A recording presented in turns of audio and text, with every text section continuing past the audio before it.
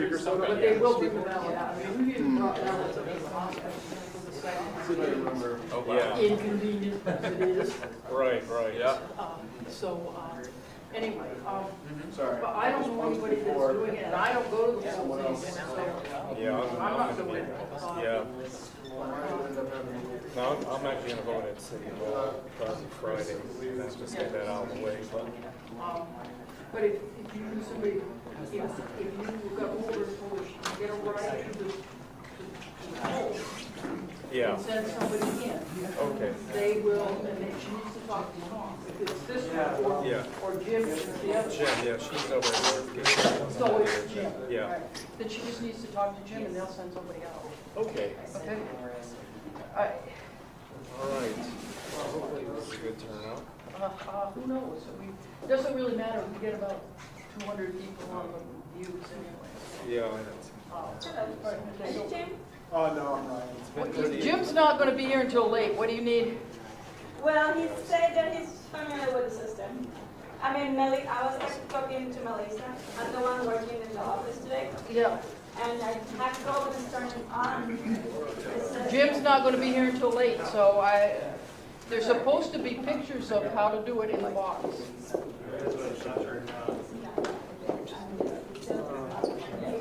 It's a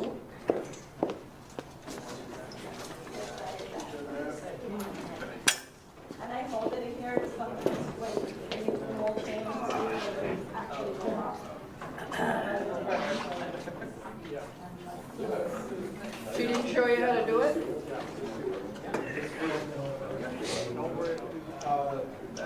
Hey, Charlie, how's it going? Yeah, I think so. I'm still here. I officially got divorced January 18th. It was a pretty ugly 22 months. I never Is it plugged in way want to over? go through that again. Yeah, it was crash and burn. And at the very end, she pretty much gave me the kid. So I'm basically a single parent, taking full responsibility Yeah, for but my I'm son who's wondering up if there. it He's is taking plugged most in of way it. over at the outlet. There was a lot of blowback with her family and how it impacted him, and he has autism anyway. And I'm doing the Green Acres homestead. I'm pretty much phasing out a special ed at Tone Middle School. Ours to be there for him. I'm doing the markets up at the hospital now. And I'm going to do mostly farmers markets, weddings, people still get married. And, kind of trying to do a home-based business and got my chickens and my ducks and my solar panels. I'm still at the Green Acres. Yeah, I'm off Green Acres, so just step down the way next to Al and Jesse Wagner. I'm the 6 houses off that. And the little amount of free time I'm working on Keenan's campaign because I just tired of it. The old City Hall political. Well, everything. This could be a major change. The whole city, there could be some major changes in city council. Well, Kurt Yeah, I know. Yeah, I know. Obama put three out. There's an outlet over here. The old guard is trying to run their old system in here. And I think this is the last one. I mean, That will work. there's people I know. I was trying to rent out my upstairs. I'm trying to. But there's an over there. There's You guys have power over here? yeah, they do because they've got a red, they've got a blue light on. And I had this couple. It wasn't enough room to move upstairs in the house. And, they're setting up. They're doing an internet setup. Oh, that's separate from you, huh? The guy that usually sets it up is here, so Okay. struggling. Are you familiar with how they do it, or? No, I'm only here once a year. Okay. Are you doing it through Channel 17, or? Yeah. So anyway, I ran into this couple. Wish there was enough room. They needed more space, and they're 30-ish. They have a young kid. Has some health issues, and they told me they were looking at a 3-bedroom condo in Intervale Avenue, right, the old North End, through something realty. Yuppie name. Do you know how much the 3-bedroom is going for in Intervale? 28, 50. You want to dig out your Yeah, for time. 3-bedroom. You only need the 30 I mean, there's seconds, 1 minute, friend of mine- 30 second one probably. Yeah, well, you can look at it online. I can get. They're doing 2 bedrooms at 16 to 18. Shocked. Yeah, well, things are, it's like this kind of, it's basically amplification, and I think the city is like the gold mine for people body, and then everyone's feeding off each other. When I went door to door, Is there a 30-second one, 1 minute and done? last year, I was right like a lot of my neighbors over there, the avenue was like either their homes and they're working at home, they have some security, they go to the job, they go to Salvation Army, they go to CDL. I mean, they're this close to selling their house. If they sell their house, they need to go to Florida or move like 2 hours. Matt is supposed to be bringing There's the a charge. lot of people, and we're talking about a lot of middle class people. Challenges. I mean, you're still living in town, right? Yeah, I live in Rose Street. Okay, yeah. But anyway, we'll see what happens. I'll let you set up.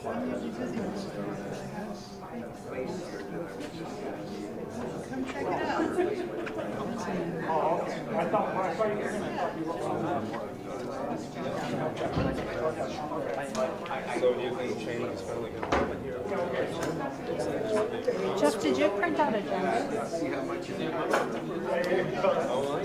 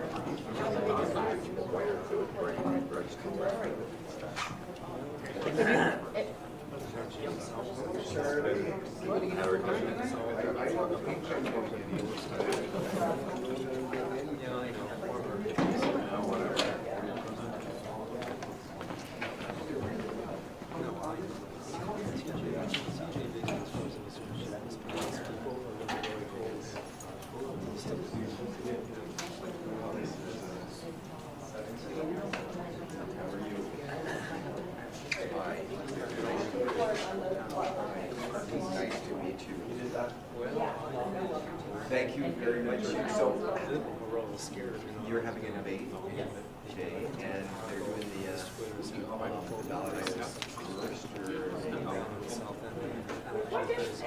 The wall didn't have electricity. Okay. And now that's something that I have to send information.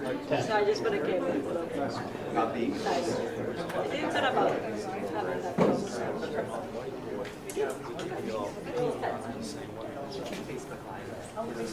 I think they stream it. They may stream it now, and then it gets like archived, and you gotta pull it up. Is that the way that works? Okay, great.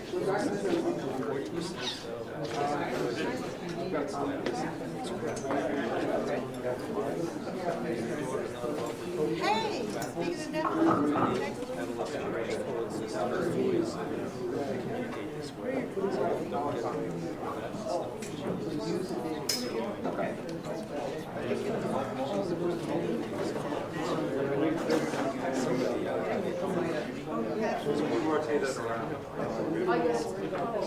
Oh, yeah, you gotta work on that. Oh, yeah, Chris is done.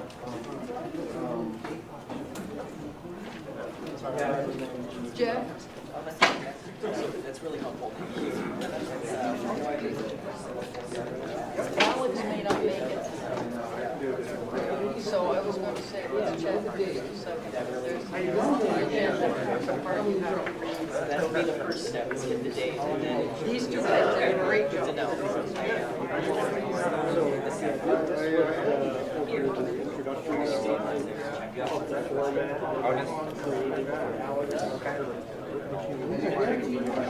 And it's done primarily, it should be read so that everybody understands the Okay. Now, the school board member is not going to be here, she's on vacation, so that gives us a little bit more flexibility. I think that's listed on the agenda. The original agenda, I don't have that here. Okay, when they come in with the agenda, I assume that is coming with the agenda. But So, Jeff, it should be the, Check these out. Will, want to meet the candidates?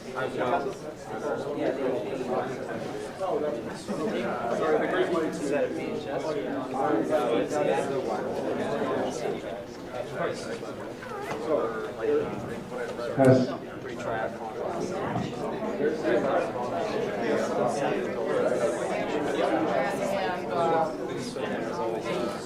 they've got things, yeah, the camera eyes, they've got the practice frame and everything.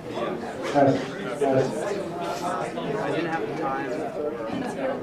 Yeah, it's like, it's easy. Once you learn it, it's like right back. Yeah. I still can't discover.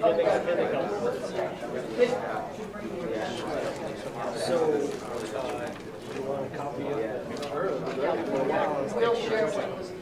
I'm going to be doing the Hey, this is a little narrow. I think I'm going to set somewhere else. And I'm going to just take a chair out. we have a new person. Yeah, I just have to go for me, but I've never done this. Doesn't matter, they'll all go right here in the middle. They'll all go right here in the middle because we're live stream from here. Okay, so they'll all set up in the middle.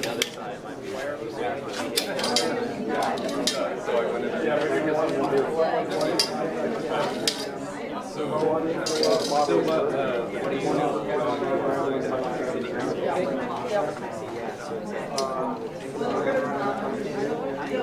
So I'm moving over one. I'm the mobile light person today.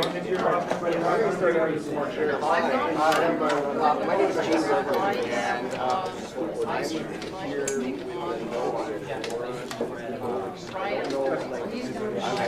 this is your thing, and I'm very respectful, and I don't know.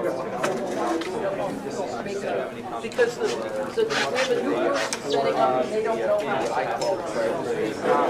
I think I'm going to go ask the chairs to our setup here. How I should. Well, just ask people to pull in if they want. I know we're not. They'll set it up right from the middle, okay? Because of the other camera. Okay. Easy. It'll work. It'll be fine. No, they just be. No, the idea it's not there.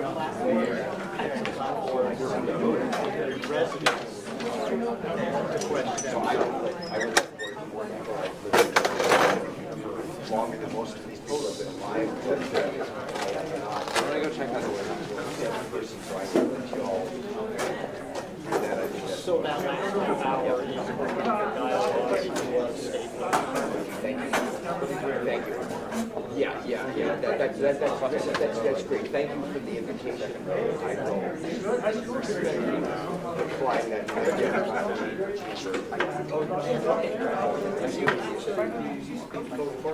I was a code enforcement officer for a 10-month period.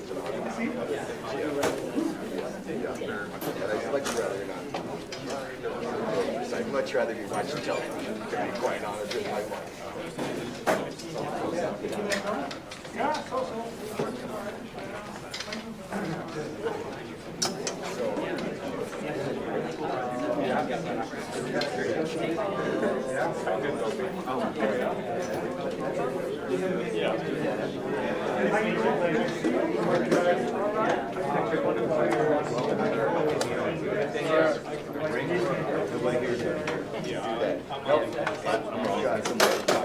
I think I did. You hate phones?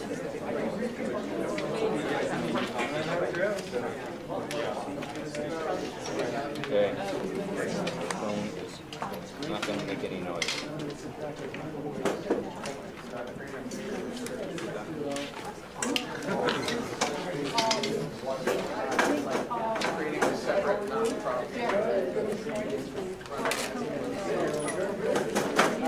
Exactly. Yeah, Gene. How you doing? How are you? Good to see you. You too. How's the retirement treating you?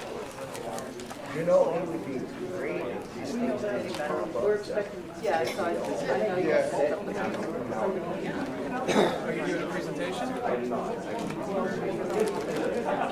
No, we needed somebody on the mic.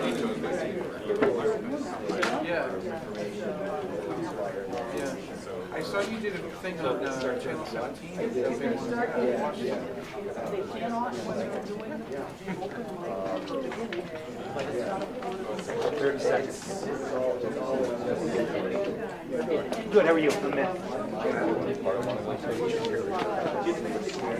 The name sounds familiar. Yeah, when I heard questions, they all sound familiar. and they ended up doing the ballot thing. I'm trying to keep under the radar. We said 30 second one. 30 seconds fast. That's why we did it that way. So they don't have to get in there.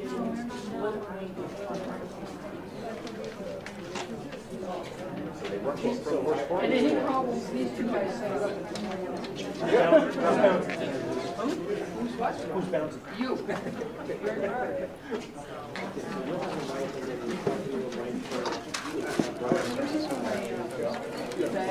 Primarily because I need my phone, so I can keep track of who's calling in. Probably nobody, but. Okay, Mike. Well,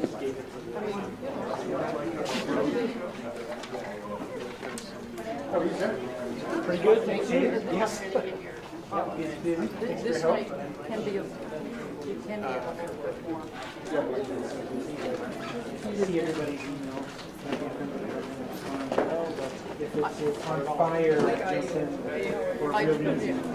I tried to get Alex a ride back but the legislature must have gotten out early because there was no. Oh, is that right?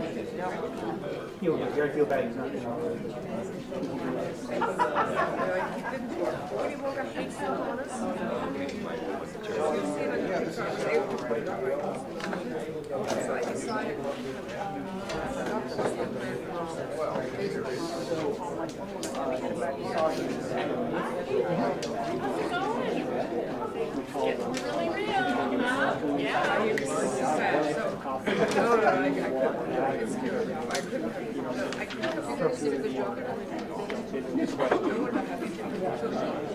And have they seen these questions? Yes. We sent them. Okay. So they know these could be. Yes. Still. And then we went back. These ideas. Okay. In their remarks? Yeah.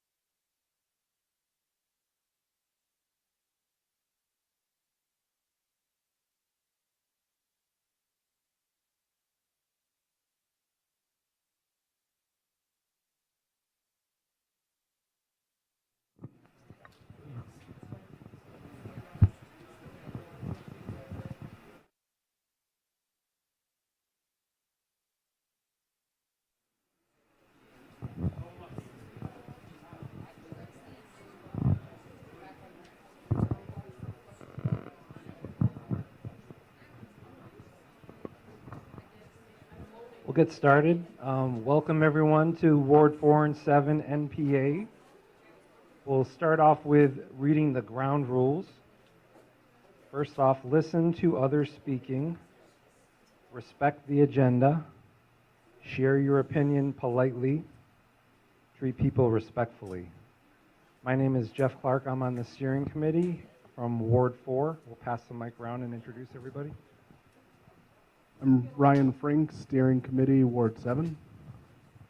Linda Deladuca, Steering Committee, Ward 7. Oh, everyone? Oh, okay. Karen Butt, Ward 7. Ward 7, Rex Buck. Erica Reddick. Jim Carrier, voter. Al Bellucci on Turf Road. Will Bellucci on Turf Road. Martha Friedman on Shore Road. Constance Kent on Saratoga Ave. Gene Bergman. Mark Montalban, Green Acres Drive. Harley Johnson. Andrea Novotny, Pleasant Ave. Billy Novotny, Ward 4. David Driscoll, Ward 4. Bob Hooper, Ward 4. Keenan Christensen, Ward 7, and candidate for City Council. Paul Bushner, Ward 4. Ted, Ward 7. Ali Jang, Ward 7. Martha Rolfes, Ward 7. Joanne Hunt, Ward 4. Phyllis Bristow Johnson, North Cove Road. Many NPA staff. Eric Ruta, Curtis Ave. Ron McGarvey, Ward 4. Joy McGarvey, Ward 4. Steve Hamlin, North Avenue Co-op. Zachary York, Ward 4. Maggie York, Ward 4. Sharon Mullers, Village Green. Dave Prodell, Village Green. Pete Ryland, Ward 4. Molly Mordyke, Ward 7. Lindra Mordyke, Ward 7. Travis Bragg, Ward 7. Jeremy, Ward 4. Nancy Comstock, Ward 7. Anna Carpino, CEDO. Sherry Lee Doobie, and Dick Doobie, Northview Drive. Matt Hurlbert, Ward 7. James Lip, Ward 7, and Steering Committee. Frank Paulino, Ward 4, North District City Council candidate. Dave Hardner, North City District Council for another 2 months.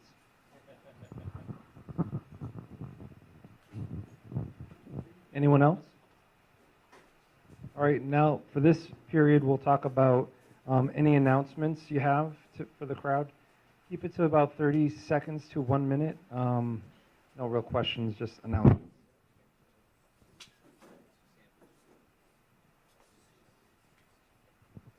Hi.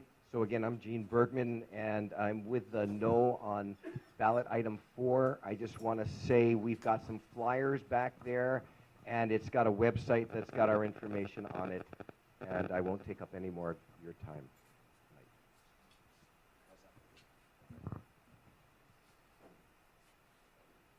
Anyone else?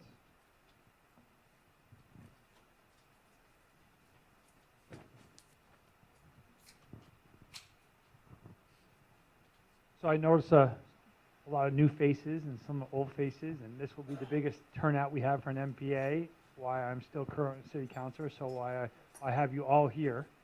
I just want to thank each and every one of you, the ones that supported me, the ones that didn't support me over 8 years. It's been an incredible experience serving the New North End. It's a wonderful community, and other than being a dad, it's been the best experience in my life, and I've enjoyed it.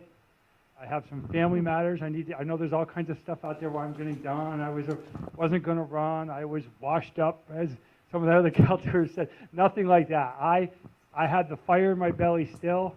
I want to come back and serve the city. If the opportunity comes, I will. It's been an incredible experience, and the way that this community has embraced my family and the outreach and support, for my daughter, myself, my wife when she was ill. Forget about politics. It makes no difference, right? I can't tell you enough how much I appreciate the support that you guys have given me, and I'll never forget it. Thank you. Thank you, Dave.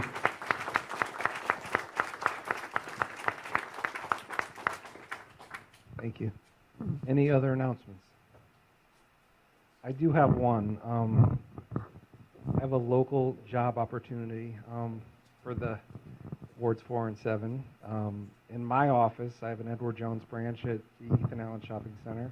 We have a local opportunity for a branch office administrator. And Edward Jones is a financial services firm focused on meeting the needs of individual investors. Our Burlington, Vermont branch has an opening for an administrative assistant. Excellent organizational skills, communication skills, and the ability to work independently are required to perform administrative, marketing, and client service responsibilities. We offer competitive benefits and a comprehensive online training program. To be considered, go to edwardjones.com/careers. Check out monster.com, indeed.com, North Avenue News this month. It really is ideal to be local for Edward Jones in the business model, so to have someone from the neighborhood would be great. Please spread the word. Thanks. Any other announcements? All right, I thought we'd have more.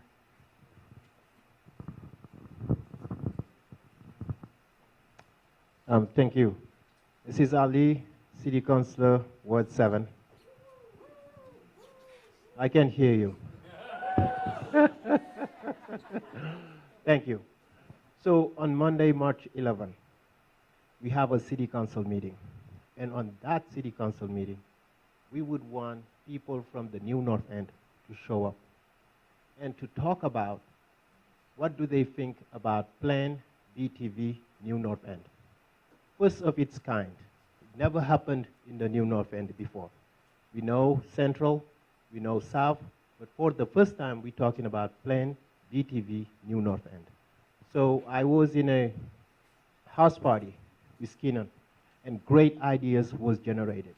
I think it will be important for you to show up on March 11 at 7 p.m. at City Hall to talk about what we need on North Avenue. Thank you.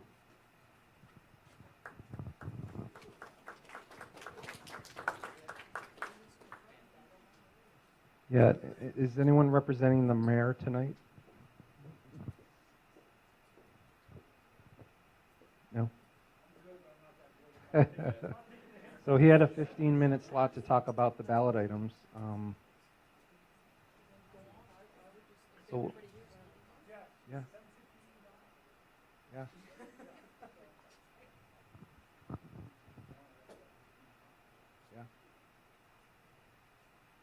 All right, we'll take a 5-minute break, Dave, and grab some refreshments, have some conversations. We'll be right back.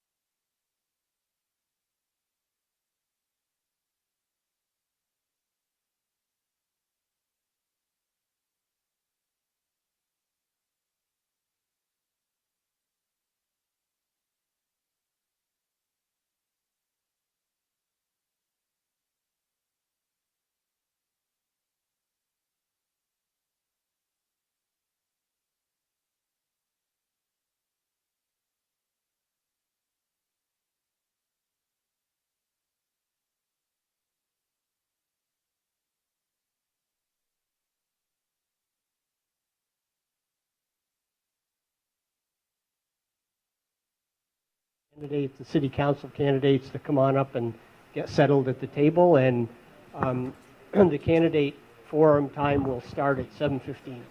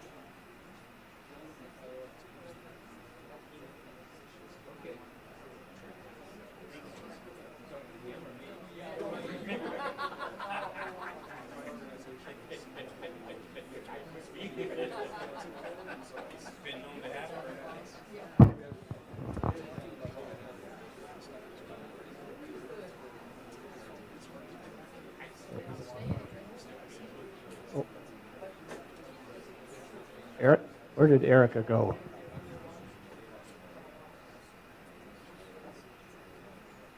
Franklin? Good. Yeah, Franklin. Oh, here it is. Okay.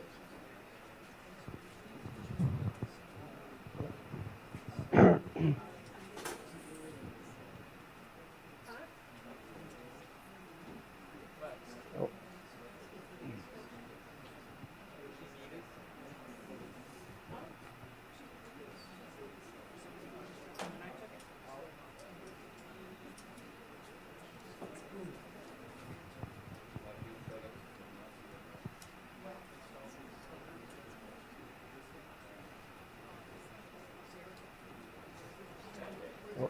Erica, yeah, come on up. We're gonna get going early. You know, I always like to make an entrance. I'll say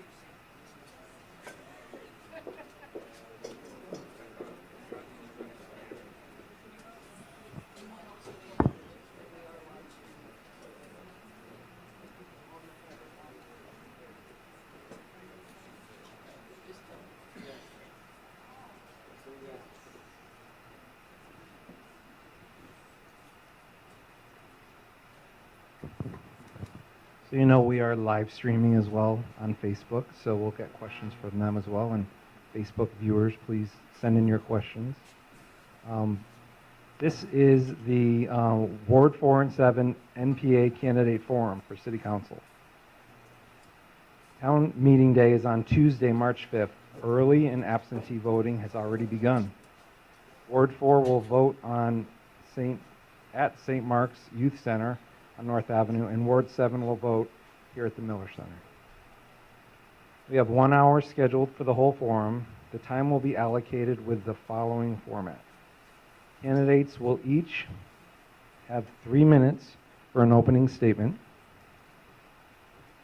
We will then take questions, so raise your hand and we'll get you a microphone. We will also be taking questions online.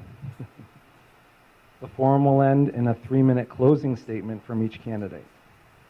When you ask your question, please talk right close to the mic, and please take no more than 30 seconds to ask your question. Please specify whether your question is for one candidate in particular or for all candidates. Candidates will have 90 seconds to give a response. That's what we have for starter materials. You guys have any questions? Pretty clear? All right. You want to start with your 3-minute intro?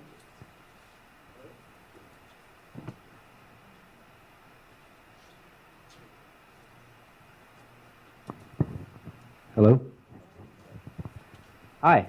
So I'm going to start from the beginning. My name is Franklin Paulino. I live in Ward 4. Yep. I would say back over there. You got it.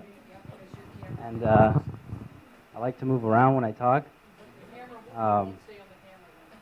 And I see a lot of familiar faces, so I think I'll start out by thanking everybody who took the time to come out here tonight. And all three of us, I'm sure, are appreciative of your time, both for civic engagement.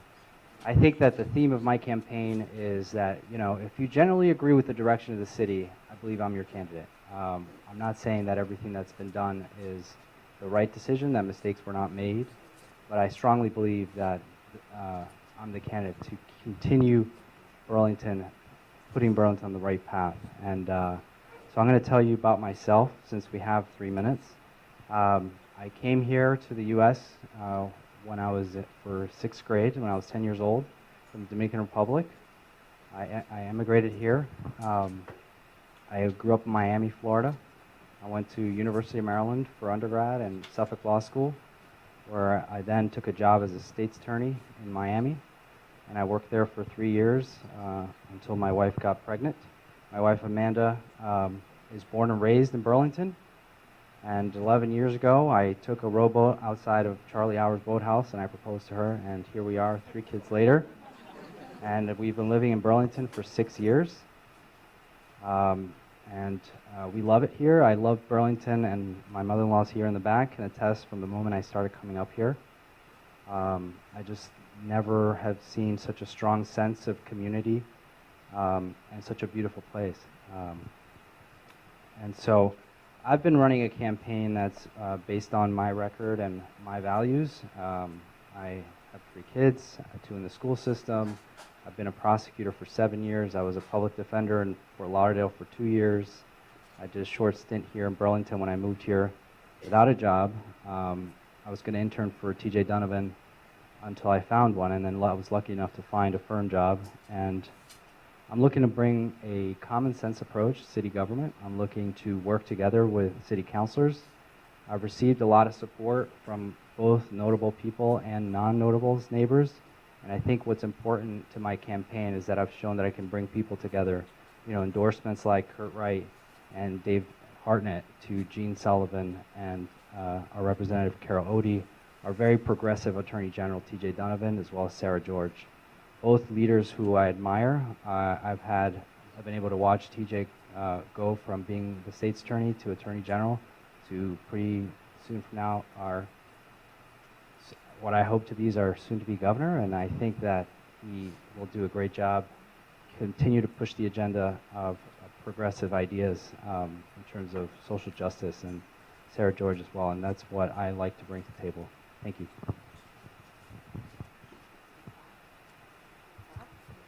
No? I'm going to take Franklin's lead and stand up. I also am more comfortable like this. This was a good idea. I'm Erica Bundy Reddick. I'm also a candidate, obviously. I'm running as an independent, but I am conservative. I honestly would have run as a Republican if I had had the opportunity to go to the Republican caucus and ask permission. So I just want to make sure everybody knows that I'm not being deceitful by not putting an R behind my name. So just so you guys know. Born and raised in Vermont. I grew up in Milton, graduated high school St. Albans. My grandparents bought the house that I live in 1964, and my mother and aunts and uncles were raised there. I've lived there for various periods of time in my life, as you can imagine, and been a part of Burlington for most of the last 20 plus years as a Champlain College graduate, working for a CPA firm in downtown Burlington before I moved. And, real talk, I was born and raised a tree hugger, like every other Vermonter, right? We're born, we learn how to respect and appreciate the environment, how important it is. And then I got to grow up, and I got a degree in accounting, and I started my own business, and I helped other people run their businesses. And I got to really see what it takes to deal with the tax base, deal with economic development, deal with economic growth. We don't have a problem figuring out how to spend our money. We don't have a problem convincing Vermonters to help their neighbors, right? We all want to do that, and we all do that already. We just have to have the money to do it. And we do that by consciously attracting businesses that we want here, that will give us good paying jobs, that lowers the tax burden, and we increase the grand list, which everybody has been talking about, right? So in case you guys don't know, 44% of the grand list in Burlington is not taxable because it's owned by either a college or a nonprofit or the hospital. That means you, me, we're bearing the weight of the tax burden. And so every time we need to do something else, they just keep coming back to us and asking us for more and more and more. And what I say is that we don't have to ask you guys for any more. We as the city councilor and as the administration of this city should be looking at ways that we can raise money without putting the burden back on you. And that's my whole entire campaign. Thank you.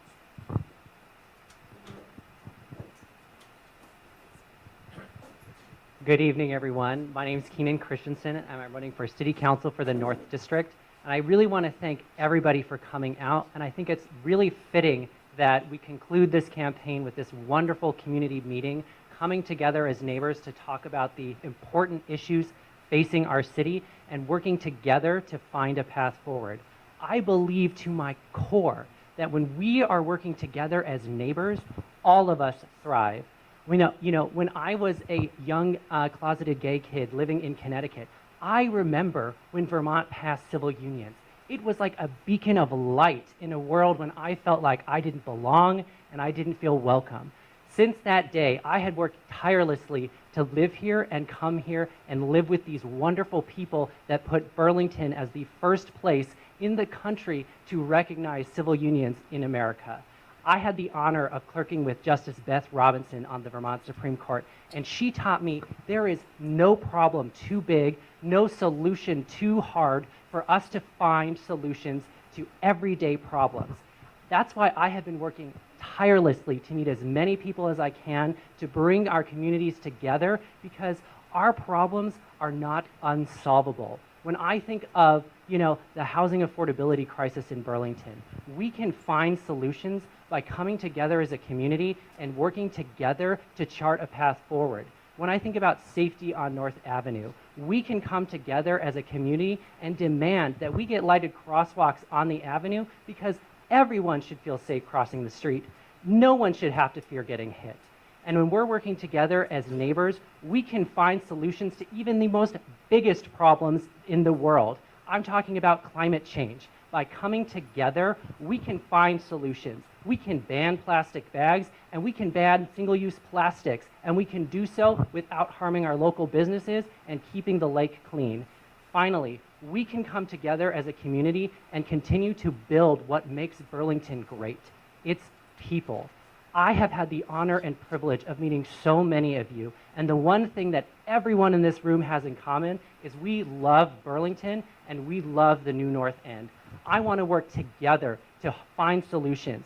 I want to bring folks that may have disagreements to come together in a room and talk it out and find a path forward, because there is no problem too big for Burlington, and there is certainly no problem too big for the New North End. Thank you.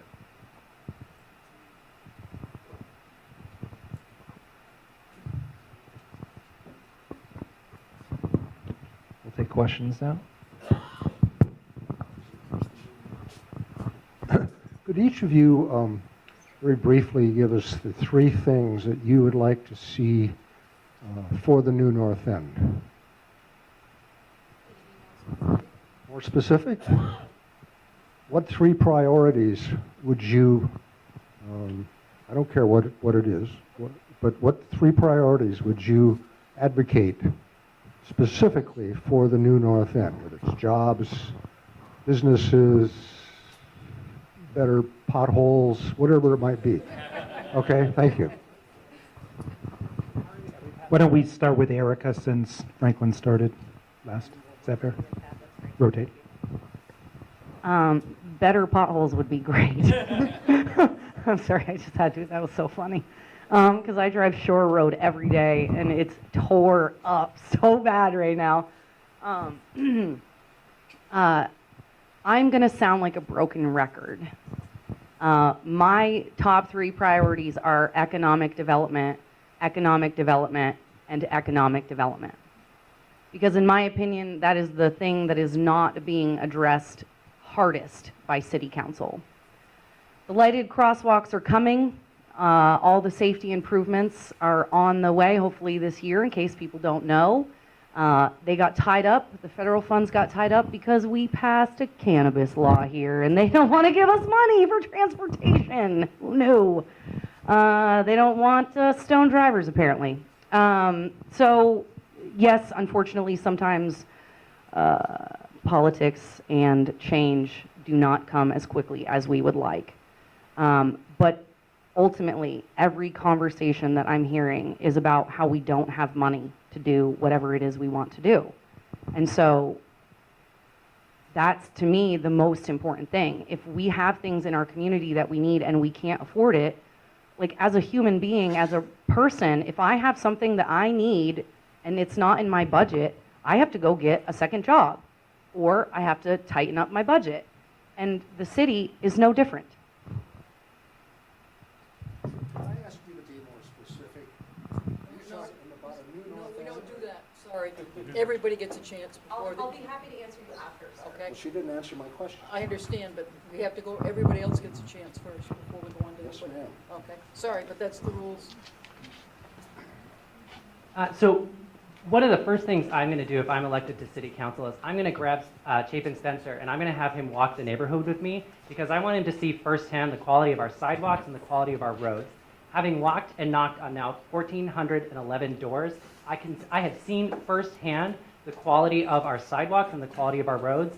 We have potholes everywhere. We have ice everywhere. And I think that it's inexcusable that we have a number of neighbors who are older who can't walk because the sidewalks aren't consistently plowed and there is ice covering the street. I think it's inexcusable that we have, potholes that are going unmarked. I was just pulling out of the Hannaford's Plaza the other day and hit a massive pothole that I thought was going to take my car tire off. I want him to come out and take a look at our roads and see the quality of them so that we can find real solutions. Second, what I'm going to do is I'm going to continue to build community like I've been doing over these last couple of campaigns. I know a number of folks at the senior center who would love to have a car share program in place so that if they're going down to the Flynn, they can get a ride back. I think that we need to be having more community events together to talk about the issues, to find solutions, and I'm going to have events at, I'm going to have events at our local businesses. And one of the things that I would like to do is have a community dinner before our NPA so that we can have discussions about the issues and talk with one another and sit down like neighbors. And then finally, I'm going to work hard to address housing affordability. We have just approved a high school bond. We've just approved a wastewater treatment bond. I think we need to slow down on any new projects we take on until we pay those down so our property taxes don't go up. So I can tell you what I hear most at the doors is property taxes and road conditions. I would say those are the two most popular items. But in terms of three things I think we need, I think we need economic opportunities to be able to bring in money to fix the roads. So for the new North End specifically, I think we need more small businesses. I'm not saying I want the new North End to look like the South End, but I'm saying some of that energy can be brought here. I'd like to see the zoning laws relaxed along North Ave to be able to create small businesses, maybe a destination restaurant like a Faux Hung or even a Hen of the Wood or whatever. We have some good restaurants right now. We have Maya's Kitchen just reopened. That's really good, and so is Po Tao, but I'd like to see more options. I'd like to see a diner here, for example. I'd like to see a farm-to-table grocery store. So in general, I think my number one idea would be to build up either the Hannaford Plaza or an area where people can walk to. We don't always have to go downtown, so I'd like to change the idea of the new North End being a bedroom community. Not that I don't love it the way it is, but I think it'd be nice to have a few options so that we don't always feel that I need to go downtown as well. I'd love to see a new senior center or more senior housing, as well as increasing pedestrian accessibility and accessibility for disabled people.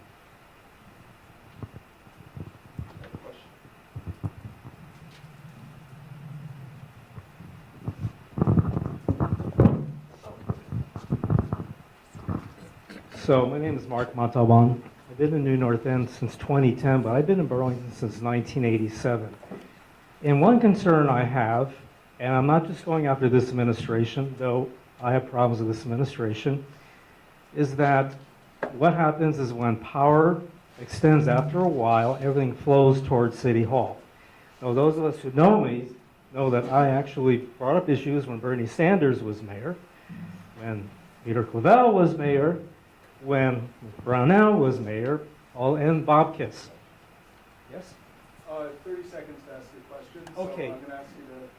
Focus is, what can you do to re-empower NPAs? Because when I was in the NPA, Ward 2, 30 years ago, we had money, we had resources, and it felt like we were being listened to. And when I come to the NPA infrequently up here, it feels like we're a sounding board, but City Hall does what it wants.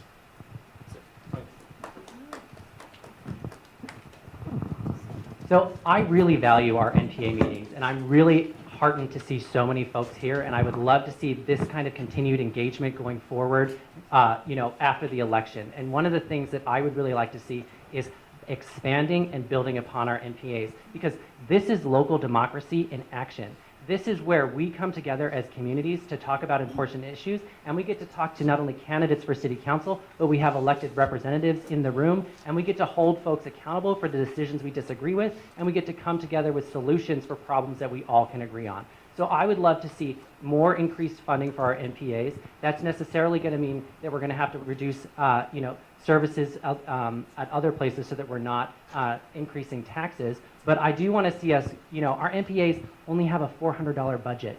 And it's really difficult to get, communities together and talk about the important issues when we don't have the funding to build that kind of community. So I would love to see a more robust NPA that has the funds to come together to talk about the issues and that can hold not only city councilors accountable, but can hold elected officials accountable, because this is very special. This is where local democracy hits the tread.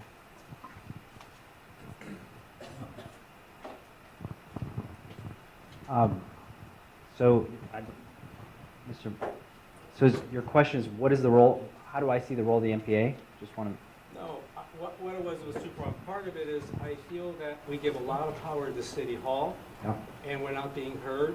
And I'm reflective for someone who's been in town for over 30 years when our NPAs actually literally showed up at City Hall, all 600 members, and pretty much yelled at Bernie.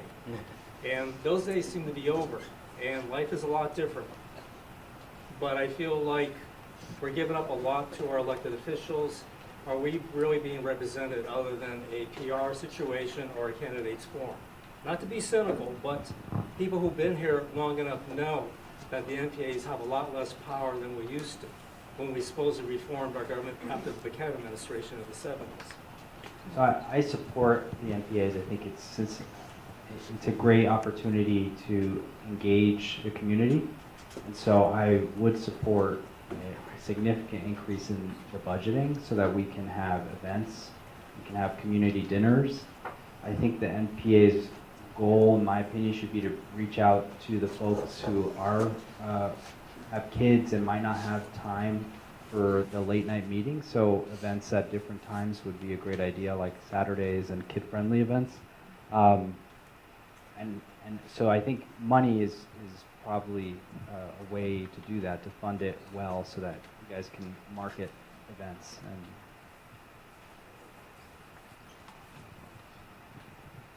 I'm going to start out by saying you're not going to like my answer. My question back would be, what kind of money and what do you expect the role of the NPA to be? I would remind everyone that if we should be careful about giving power to non-elected officials.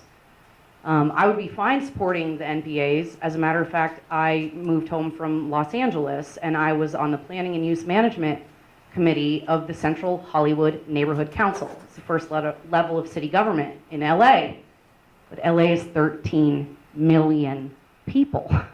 We needed it there. So if you can show me that it would be beneficial with some statistics, I'd be happy to support it, assuming we have the money for it. But again, Non-elected officials should not have power. And I don't think that the city government,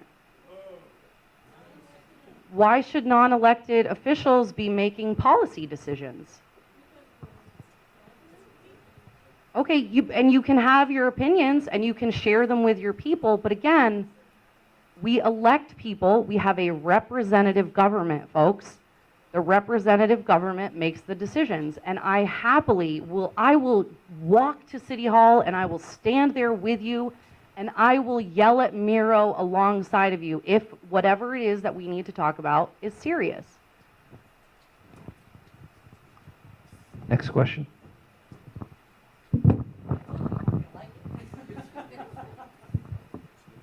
My question is for all three of you.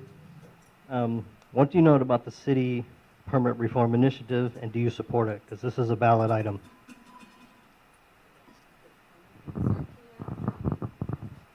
What do you know about the city permit reform, and do you support it? Because this is a ballot item.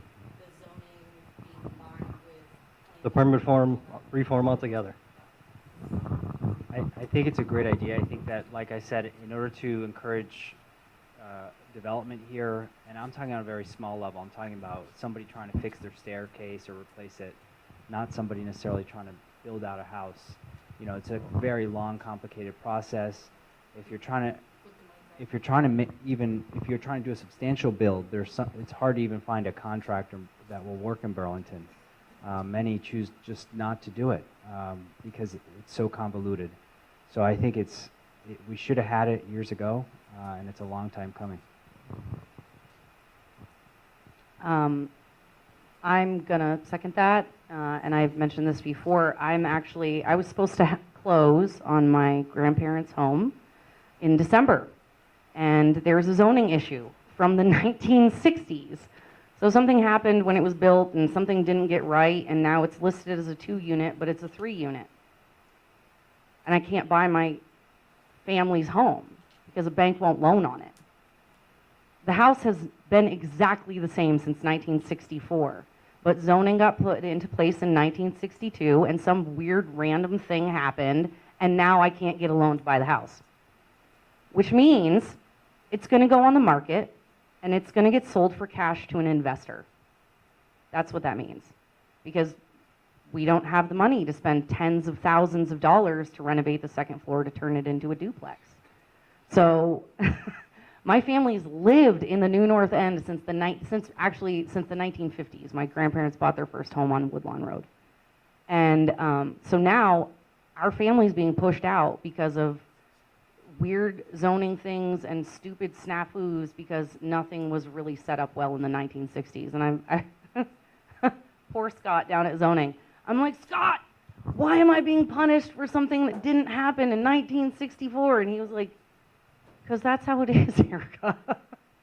You know, they're just doing the best that they can, and they're following the laws that we have told them to follow. So we need to update that.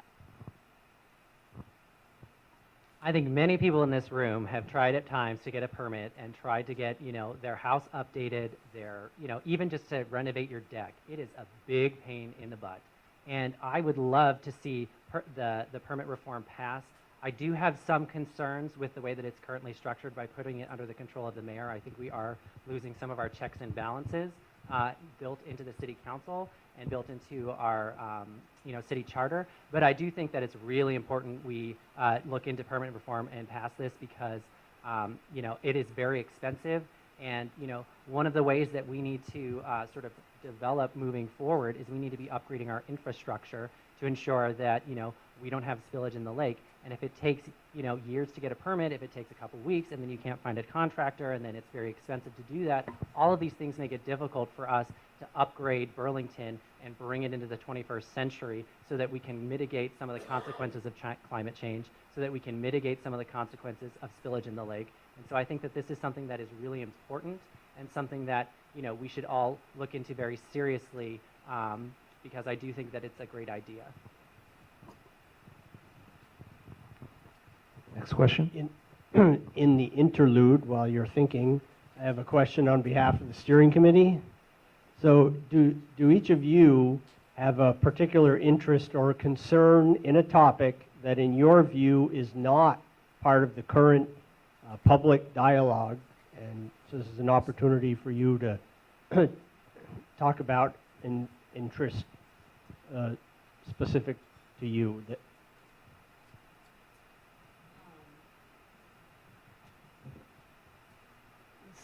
So just to be clear, the question is there anything that we want to bring to the conversation that we don't already think is happening at City Hall? Not necessarily City Hall, but any part Or of generally. the public dialogue, yes. Got it. Thank you for In this clarifying. campaign. In this camp, or either, okay. You guys, I hate to say it again. Economic development, everybody wants to talk about the pretty things that we want so that we can feel good about ourselves. Nobody wants to have the hard conversations that are uncomfortable.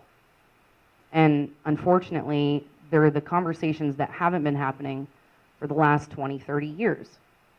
While we watch our infrastructure crumble and we don't have the money to pay for it. So a plastic bag ban sounds awesome. But what about Memorial Auditorium? What about the fact that we don't have $20 million to pay to renovate it? I don't care about plastic bags when my infrastructure is crumbling. I don't care about those little things when I talk to my neighbors on fixed incomes telling me that they have to sell their homes because the new tax increase is going to make it so they can't stay there anymore. These are real people. These are real problems. And the only thing that fixes it is money and community involvement. That's it. So if the NPA doesn't have the power that it used to, it's not City Hall's fault. We have to look at ourselves. Am I engaging my neighbors? Am I bringing them into the conversation? Do I even know who my neighbors are? Our communities have changed. People aren't the same. Everybody's doing their own thing, worrying about themselves. They're not worried about their elderly neighbor next door who might not be able to go get groceries by herself. You know, one of the great things that I really appreciate about the New North End is, in fact, our community. And I think that there are a lot of us who are, in fact, trying to build micro-communities as we are speaking right now. I'm thinking about, you know, Carmel on West Road. Those residents have chipped in to buy a snowplow for their entire road so that, you know, if you can't shovel your road, you have a neighborhood who can come in and shovel for you. I'm thinking about Martha in Apple Tree Point. You know, she was craving community when she moved up here from Connecticut. She started a book club, and that burgeoned into a community supper. These great community events are happening all across the New North End, including in my neighborhood with our beer and popsicle parties. We can come together. Yeah, they're a riot and a lot of fun. We can come together, and we can find solutions. To your question, something that we're not currently talking about, I think that one of the biggest things that we're not talking about that goes unanswered and unquestioned in Burlington is why every Thursday from 9 a.m. to 12 p.m. there are survivors seeking restraining orders who don't have representation. They're open to the public. I encourage each and every one of you to go down to the Chittenden Family Court on Cherry Street, go sit in one of the public hearings and count the number of people going into restraining orders, facing their abusers, who has an attorney, and ask yourself, is this something that we're okay with? Because it should not take thousands of dollars, it should not take high-powered lawyers to keep yourself safe in your communities and in your homes. And we as a community have an obligation to ensure that all of our neighbors are kept safe and all of our neighbors have the support they need to thrive.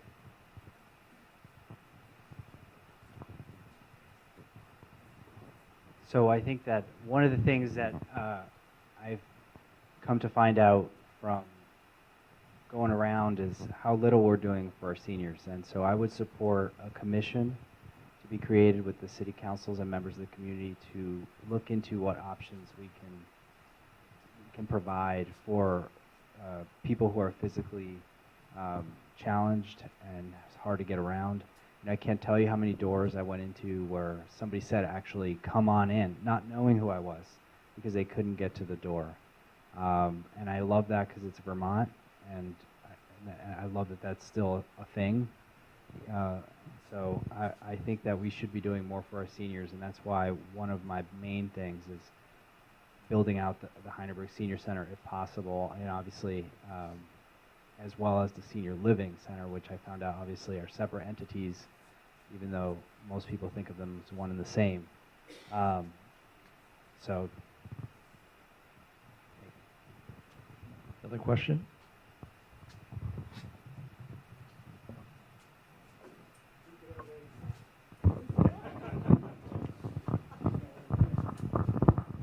Yeah? Hello?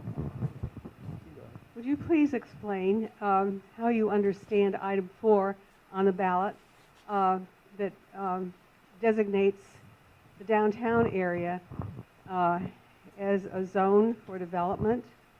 Explain it and the way you see it, and what is your position on whether it's a good idea or not? So, how many folks in here, and I just want to have you raise your hands, how many folks know what the DID is? Okay, we have a fair number of folks in town. How many folks have you learned of the DID either from me or from doing your own research? Okay, a lot of the same hands. One of the issues I have with the DID and what it is it would be an expansion of the current Church Street Marketplace Commission. It's currently comprised of 13 members. It would expand that commission and basically draw a big ring around downtown and include more businesses. The benefit of it would be that you would have businesses paying into sort of the capital fund that helps, maintain downtown. The issue that I have with the DID, and I think everyone should take really seriously and do your research on, is the governance structure is currently a hybrid public-private governance model where the city council can, if there's an issue with one of the commissioners, can pull those commissioners in or pull them out if they're not doing their job. If we privatize that, we lose a lot of the control, the community control over downtown and the public control over downtown. I want to encourage everyone to ask the critical question, why can't the current model just be expanded? Why do we need to have a private nonprofit governing downtown? I looked into the First Amendment implications of this.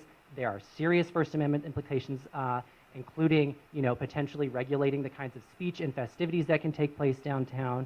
And, frankly, I don't see why the current model, and I have not gotten a clear answer on this, why the current model couldn't be expanded. I encourage all of you to do your research into this because this is a big charter change that everyone should be informed on.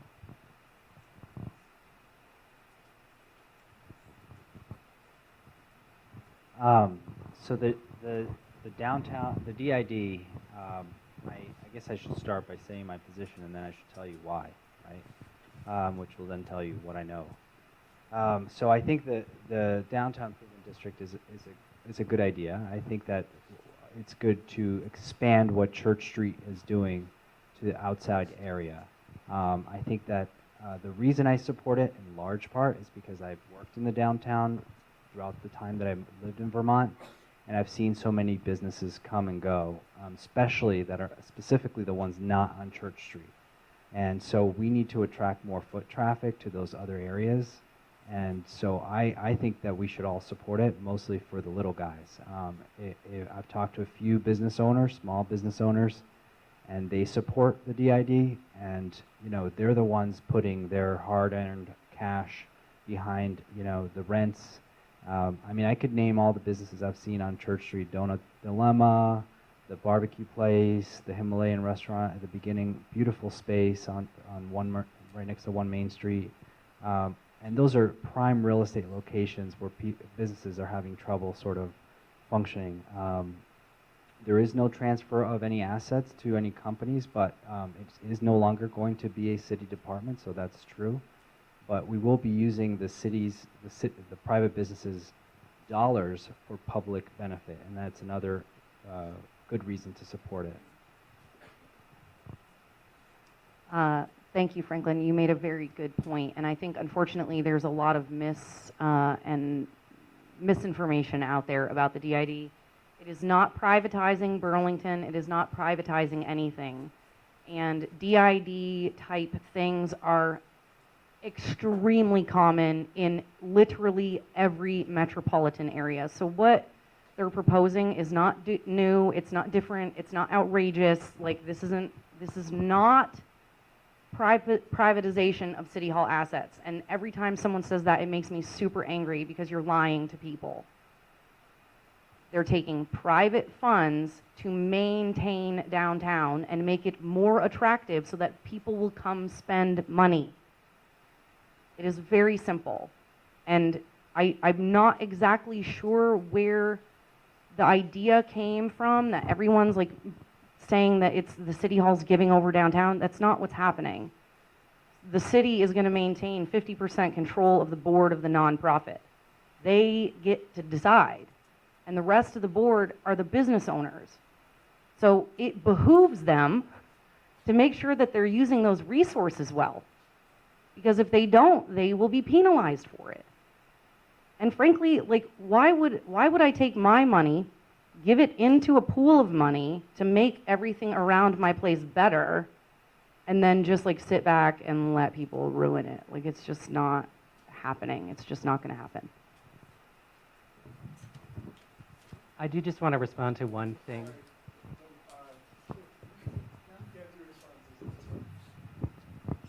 Hello. Actually, there was a question over here first, and then we'll come over. I'm sorry. Sounds good. Thanks. This is a question for Franklin. In some of your literature, you've self-labeled as independent, and in some articles, you've said that you're not just going to be a rubber stamp for the mayor. And then today, and in some other places, you've said that you really support what's going on in City Hall and what's going on is in the City Council, and you've been really supported by some of the New North End's current reps. How can you be an independent voice on the council when your campaign is built around these relationships with established politicians and business as usual? I guess I don't understand the reason I would seek first of all, I think I said this earlier in my opening statement. I could run this race without any endorsement, and I still have 11 years of legal experience, 9 years as a dedicated public servant. Okay, I haven't represented 2 or 3 domestic violence victims. I'm talking hundreds. This is what I do for a living. I didn't wake up one day and decide to want to get involved and help people. I've been doing it each and every day. You know, I don't work for a corporate law firm that helps big businesses make more money. That's not what I do. That's never what I've done. So I appreciate your question. I think that just because somebody endorses me doesn't mean that I agree with everything they say. Dave and I are totally different people. He's one of my biggest supporters. And I think different people support me for different reasons. Dave supports me because he has a strong interest in this community, and he wants to make sure that whoever takes his seat is somebody that he feels reflects the constituency. Kurt Wright supports me because he feels that I can work well with him and reach compromises that will benefit the city. TJ Donovan supports me because he knows who I am deep down, and he knows that I will push for progressive ideas that benefit the city. And I could go on and on. Just because somebody is endorsing me doesn't mean that we agree on everything. It just means that they feel that I'm the best candidate. And as the voters have to make that choice as well. So because that was a directed question, we'll just move on to the next question. Hello. I get to ask the question. Thank you. My wife and I bought our house in the New North End because it was the only place we could afford a house in Burlington. How will you protect homeowners like ourselves when this might be the last place folks like us can really afford a home?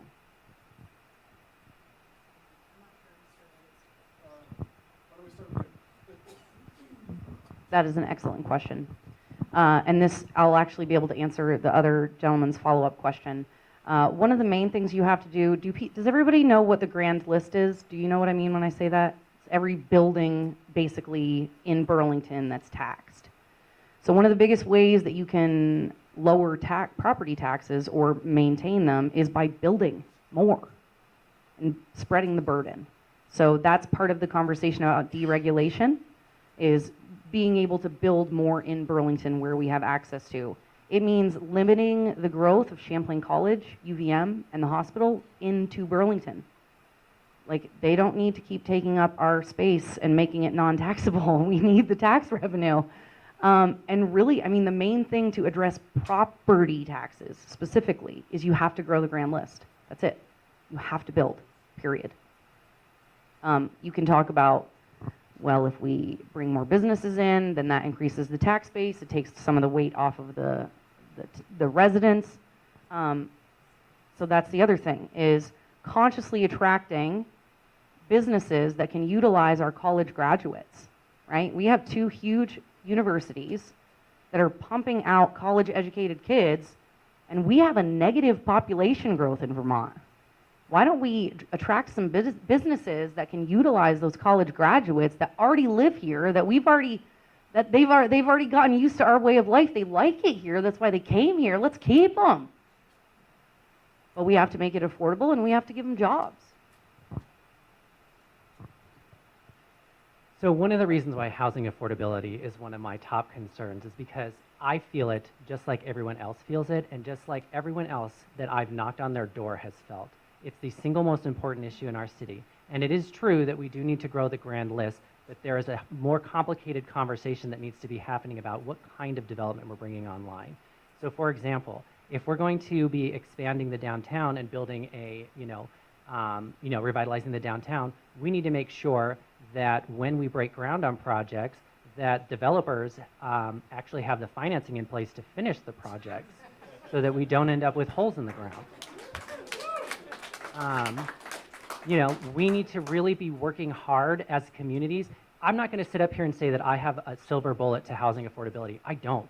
This is a very complicated issue. It's complicated because there are federal tax issues that are involved. It's complicated because lending when it comes to building condominiums and lending when it comes to building apartments is vastly different. It's a very complicated problem. But what I can say is that I'm going to be working very hard with all of you to find a solution. We need to curb the, as I said before, we just upgraded the high school. We just approved the bond for the wastewater treatment facility.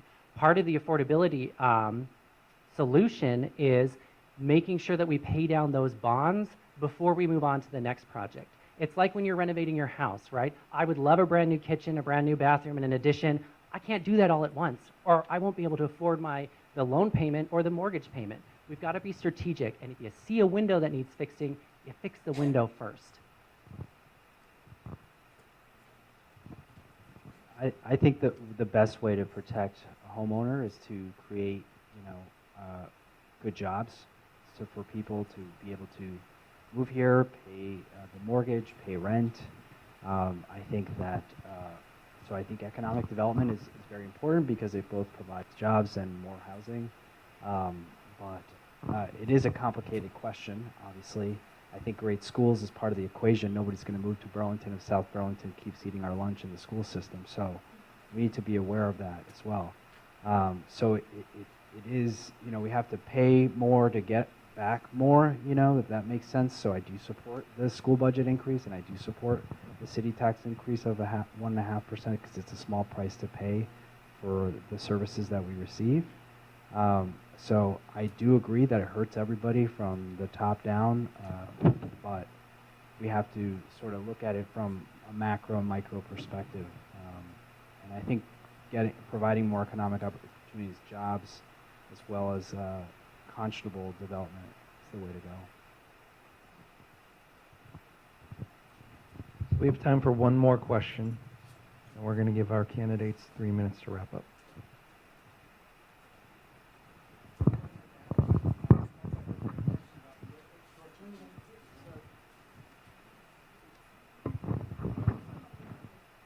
Oh, okay. I'll wait. All right, Eric Munson, Curtis Avenue. I took the bus here tonight, and as those of you who take buses know that some of the bus stops here on the Ave are sometimes seas of mud or mountains of ice. So my question is two-part. One, what would you do to improve the quality of the bus stops here on the Ave? And second, what would you do to expand bus service on the Ave so that people can take the bus to places like Letty Park, North Beach, or even Ethan Allen Homestead, destinations which are distant to walk now, or in the case of Ethan Allen Homestead, impossible to walk to right now? So this goes back to one of my top 3 priorities, which I mentioned at the beginning of the debate. I want to bring Chapin Spencer out here, and I want to show him the quality of not only the bus stops, but also the quality of the roads and the quality of the crosswalks, because you're absolutely right. Those snow berms are really difficult to get around, particularly if you're an older neighbor, or if you have disabilities. It makes it nearly impossible for you to use the bus system, especially if you live out here. So I want to bring him out here. I want to say, take a look at our bus stops, take a look at our crosswalks, take a look at the quality of our roads, and help me work with our communities to find solutions to make sure that our bus stops have, even just a path through the snow berm, right? A carved path through the snow berm so that people can get out of the bus stop and onto the sidewalk that's actually been plowed, that's free of ice. When it comes to expanding the bus service, one thing that's really important to me is, and I consistently heard this through knocking doors, is, if you took the population of Montpelier, bussed in 3,000 people, that's the population of the New North End. And when you compare the quality of the bus service in the New North End to Montpelier, they are vastly different. I would love to see a small shuttle service that goes out into our outer neighborhoods closer to the river and closer to the lake. I don't want to see big green buses going down our small sidewalks, but I do want to see, small shuttles that can pick up older adults, that can pick up folks with disabilities, that can pick up, me when it's cold outside and I don't want to walk, the half mile to the bus stop, so that folks can get in and around the city. And I think that having accessible, high-quality public transportation is one of the ways that we're going to attract more people to the New North End and continue to grow our great community. So I would support creating bus pullouts so that the bus can pull over in a safer way and out of traffic, so that people feel safe getting on and off the bus. I think increasing the lighting on the other side of North Ave would be is a significant, something we really need, as well as the bus service for 9 o'clock, after 9 o'clock, especially on weekends. And I know that our longtime rep Gino Sullivan's talked about a jitney for the New North End, and I just think that's a pretty cool idea, and something that the city could actually provide. As city councilor, we can certainly make the buses more accommodating, but I think we have limited opportunities to the bus service itself. But I think we can definitely work on those, and I think it's important. I also think an app would be helpful to know exactly where the buses that you want to take is at the time you want to take it, and when it doesn't come, so you're not waiting there. And I understand there is some app, but it doesn't work very well.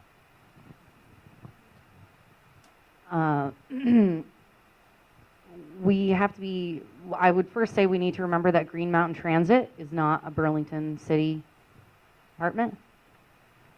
So we would need to work with them if we want more service down here, and we would need to make it lucrative for them. We would need to make it make sense. Now, that being said, I've taken the bus on North Avenue for years. I went to Lyman C. Hunt. I know what it's like. I fortunately am an able-bodied person, and that is not the case. And so I would propose, if we're going to add more bus services, then we need to add more bus services where the folks actually need it.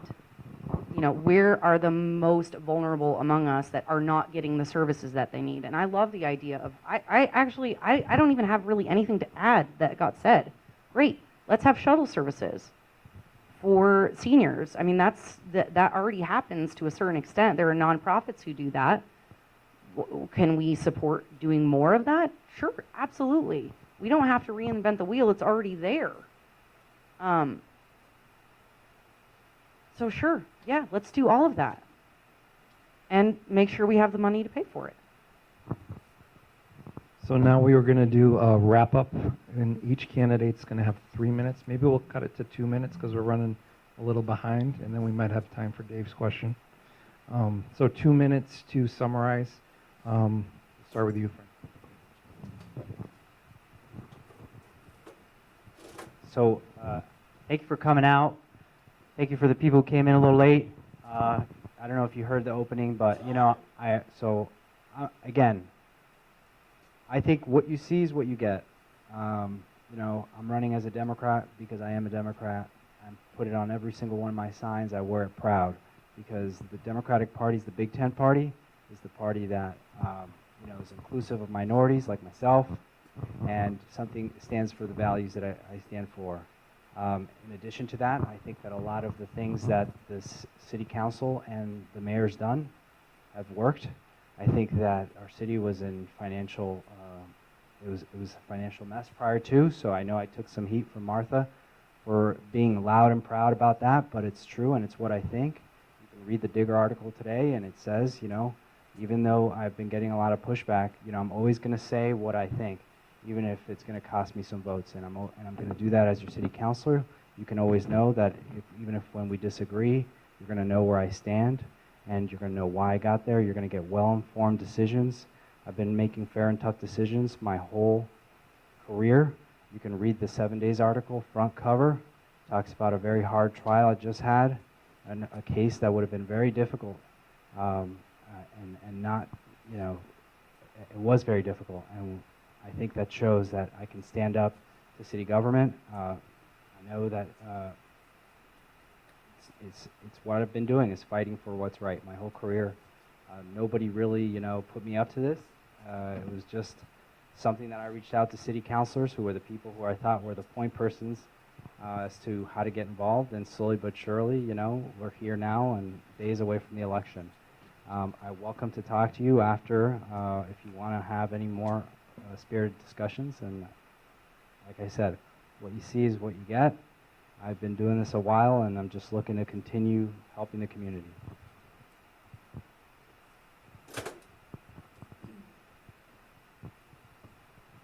Thank you, everyone, for being here today and for entertaining us, having these conversations. I'm never going to politic you, and I will promise you that today. If you ever have a conversation with me, or I'm ever sitting up here, I'm going to tell you the truth as I see it, and I'm going to give you my position, and I'm going to give you my opinion. And you're not going to like it sometimes. But it doesn't mean that I don't love the city, and it doesn't mean that I don't love my community, and it doesn't mean that I don't care. What it means is that I don't have the time or the energy to try to make things sound pretty. I think it's time that we just all be willing to have the uncomfortable conversations and be willing to be uncomfortable.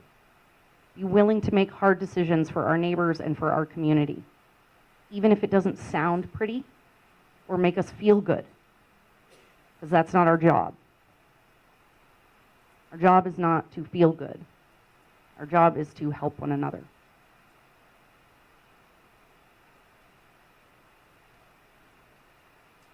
I've been participating in politics of some variety since my early 20s. I have worked with nonprofits to help change legislation that did not serve our community. Many years ago, there was a rash of druggings and sexual assault because Burlington police were trying to control out-of-control college kids. So you weren't allowed to dance with a drink in your hand. They were enforcing an old law from Prohibition. What happened was I got drugged and sexually assaulted. And then I found out that it was happening all over the city. And instead of just being resigned to that fact, I worked with the Women's Rape Crisis Center to have the law overturned. And I was fortunate enough to watch Governor Douglas sign the new legislation into law. That's what we do in Vermont when things aren't working right. We stand up and we take a stand.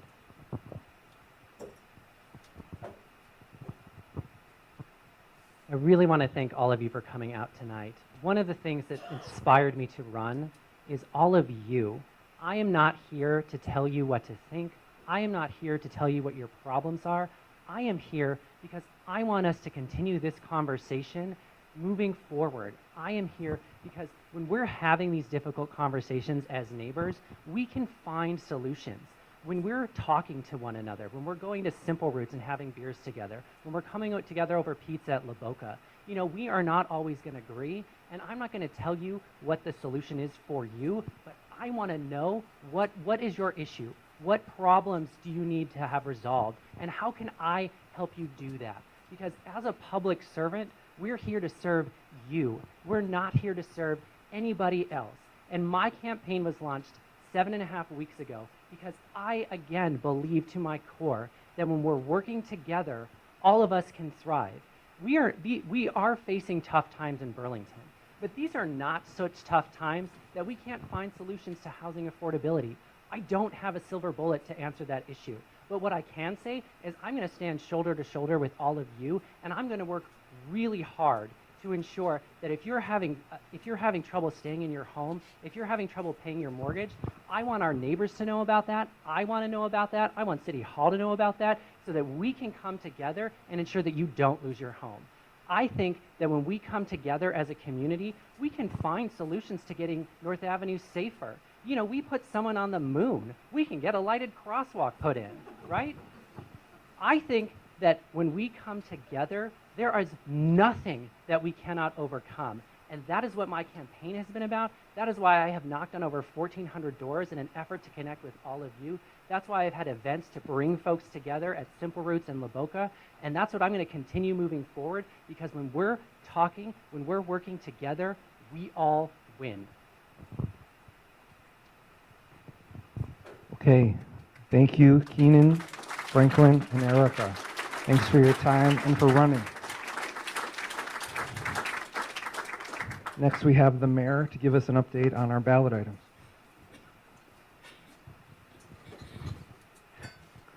Thank you. Sorry I was a couple minutes. Okay. Sorry, I missed my 7:15 start time, but I'm glad I got to see that debate. The New North End is fortunate to have 3 strong candidates. I'm proud to be supporting Franklin, but I think you're lucky to have 3 strong candidates to choose from. I'm going to talk about ballot items 2 through 5. I'm going to try to summarize them as quickly as I can, and then leave some time to hear what questions you might have about them. First of all, let me just say, the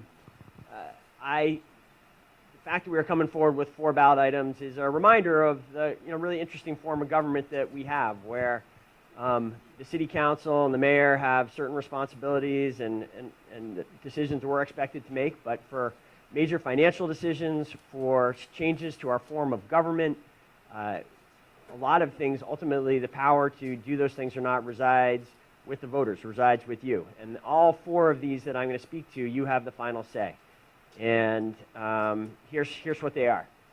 Ballot question number 2 is about maintaining city services, is about the funding of municipal services. So the kind of crux of the challenge of municipal budgeting is that, in general, our expenses rise faster than our revenues do. And as hard as we work not to come to you for tax increases, and we do work hard at that, to find efficiencies, to find new revenues that are not property tax revenues, to do things smarter. At some point, you reach a moment where you either have a choice of maintaining the existing city services, or asking or cutting city services, or asking for a modest tax increase. And we feel that with the FY20 budget, we have reached one of those times, and we are asking for a 1.5% municipal tax increase, which amounts for the average home to approximately $40 over the course of the year. I'm proud to say this is just the second time we've come forward to you for a tax increase like this to fund city services in the last 8 years. And if you kind of look out over those 8 years that I've been responsible for, if this increase passes, we will still have kept the municipal tax rate for operating taxes significantly below the rate of inflation over those 8 years. So that's why we're doing it, and we ask for your support on that. I believe the City Council supported that by a vote of 10-2. Ballot question number 3 is about implementing permit reform. We have a permit system today that has many great city employees working in it, including at least one of them here tonight. I see Ted Miles, who's in the Code Enforcement Office. And I believe every one of the employees that are responsible for the system are committed and hardworking and do their best. Unfortunately, the system is broken. It is split up over 3 different departments that are headed by different department heads. What has evolved over the years is a deeply troubled system where only 22% of the applicants who start a permitting process, and this is primarily aimed at homeowners, small businesses, people who are not frequently seeking permits. Only 22% of the people make it all the way through the system without some kind of error, without being kicked back, often experiencing something that can cost them weeks and weeks of time, or worse, having to rip out work that's been put in the worst case scenarios. This is the change that will fundamentally address that problem by putting all 3 of those government functions into one new permitting and inspections department, headed by one department head, accountable to your elected officials, accountable to the city council and the mayor. And with all those employees located in one location, down on Pine Street, a one-stop shop, if you will, as opposed to right now there being 2 different locations spread out that you have to go to seek these permits. Bill Ward is the presumptive department head who would head up this new department, and he is already working on this and developing flow charts, and got a briefing today.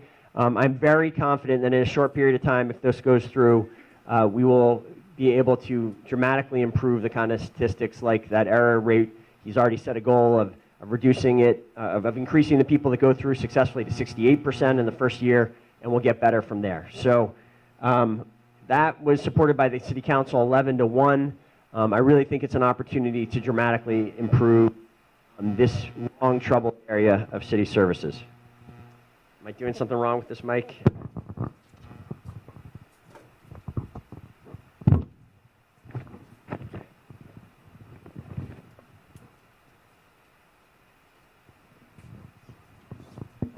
Okay, I think, let's try this. All right, so that's ballot question number 3. Number 4 is probably the one that there's the most controversy about. I know you heard a presentation earlier in the night about it. This is about the creation of the new downtown improvement district. Let me say just a couple things about this. First of all, the basic concept here, as I see it and as I support it, and as ultimately I think 8 of the 12 members of the City Council supported it, is this. We have thrived in Burlington's downtown. Church Street has thrived as a result of active management of Church Street. The basic proposal here is at a time of increased threats on our downtown, when our retailers face new competition from the internet, when they face new competition from our surrounding downtowns that have, if you've looked around, are either have dramatically improved like Winooski, or are in the process of going through significant investment like the new South Burlington downtown. There are new local threats to our retailers and merchants arising as well. The proposal here is to expand that active management that has served Church Street so well since its creation to basically the entire downtown. And to do it through the creation of this new improvement district, this new downtown improvement district headed by a nonprofit board. Some people ask, why are we doing this? Why are we making a change? There is enormous precedent for doing it in this way. Basically, there are hundreds and hundreds of these improvement districts around the country. There are so many of them because this has been a very successful innovation. I actually went to graduate school for public policy school, and you read about improvement districts in public policy school because they have been such a uniquely successful innovation. There have been issues in some of them. There have been some isolated areas where you can point out and abuse something that we may not want to see happen here in Burlington, and we have put very strong safeguards in place to make sure that this nonprofit does not take us in a direction that we don't want to go. The City Council retains, as I think you heard some in the debate, very strong oversight over anything that this improvement district might try to do, and I think we should do it, and the downtown will be stronger for it. And then I'm happy to get into further questions about that. Final one, I have heard very little controversy about. It was unanimously supported by the City Council. It is the phase out of an investment tax known as the business personal property tax. Kind of a funny name because it's not really about personal property. This is only a tax that is on businesses. It is a tax on business assets that are not real estate, so on equipment. So whether it's over at Simple Roots, and the owner there has been pretty vocal on this, when they buy a new fermenter, they have to pay an asset tax every year on that fermenter. Burton, another group that's been active on this, when they buy a 3D printer and do research and innovation here in the city and create research and innovation jobs here in Burlington, they pay a asset tax on that equipment every year. Should I keep trying to use this, or should I just go? Okay. The problem is these assets are not real estate. They are very mobile, and they can and are moved around. And we have lost jobs in Burlington from businesses that, for a variety of reasons, including this tax, have chosen to move out to the suburbs. Cities and states around the country have been recognizing this. This tax has been pointed out by many good government groups as a tax that just doesn't meet the standards of good government, and it is being phased out in many parts of the country. We have found a way to phase it out that has very minimal impact on other taxpayers. Basically, the way to simplify that, most of the phase out of this tax happens 8 years from now, at the time when the waterfront TIF district will be expiring and the city will be getting an infusion of new revenues at that time. So that's what we're doing here. Again, I think was supported by the council unanimously. And hopefully I still have some time left for some questions now that we've gotten through the summary of all four. 5 minutes for questions.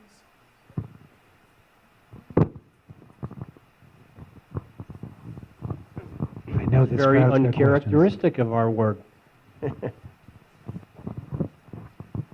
So, sorry, Dave Driscoll. I just had a question about the ballot item number 3. It's my understanding the planning commissioner currently is not appointed by the mayor. Is the new director of all 3 of these areas, the new director that oversees planning and zoning, is that now someone to be appointed by the mayor? Yeah, so a couple things. This new permitting inspections department, that department head will be appointed as a mayoral appointment with city council confirmation, the way all of the other department heads are, except for the planning director. So the planning director is changing too under this format, and the planning director under this charter change. That also will become a mayoral appointment with the city council confirmation. Why are we doing that? The council debated it, and we had a lot of talk about this. And what we, thank you, Linda. What we concluded is that it is better. It is a system that we want. We prefer if our elected officials. One of the reasons we elect our elected officials is to lay out a vision of the future of the city that we want to achieve, and to give them some role in the oversight of the planning department makes sense. It is important to be really clear that while making that change, the Planning Commission continues to exist as it does today. It continues to have the statutory authority that it has today to both, the Planning Commission has 2 concrete statutory authorities. One is in the creation of the municipal development plan, which is something that happens every 5 years. We're in the process of doing that right now. And then also in the creation of any zoning change. All zoning changes need to go through the Planning Commission as well. Those statutory authorities are not touched by this. The appointment of the Planning Commissioner is changed. To give you an example why that might be better, as well as giving elected officials some engagement in long-term planning, since we haven't had that currently, we have essentially developed in other parts of the city some planning functions in parks, in CEDO, and often these planning efforts are not coordinated with the planning department. An example of that recently is we had 2 different groups of employees working on bringing forward accessory dwelling unit legislation. We think the new structure will be better for coordination, more efficient, will save taxpayers dollars, will get more done while retaining the independent authority of the Planning Commission.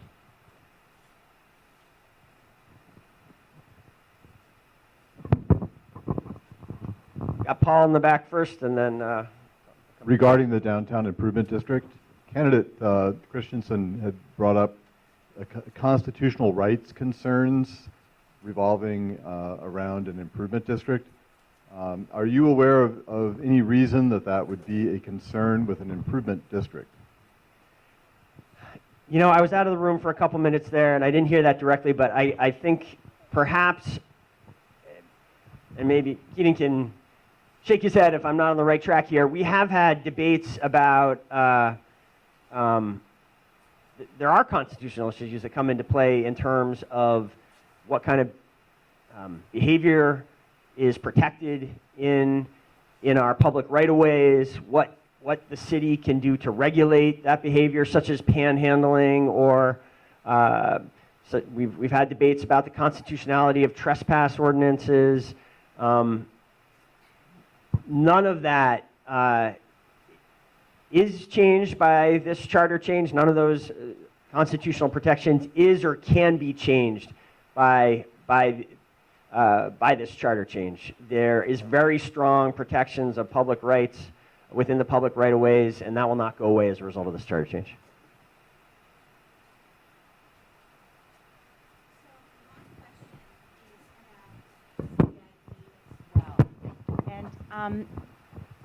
And I'm still gathering information about it. I feel like I just recently learned about it. I've had a conversation with a person who distributed these.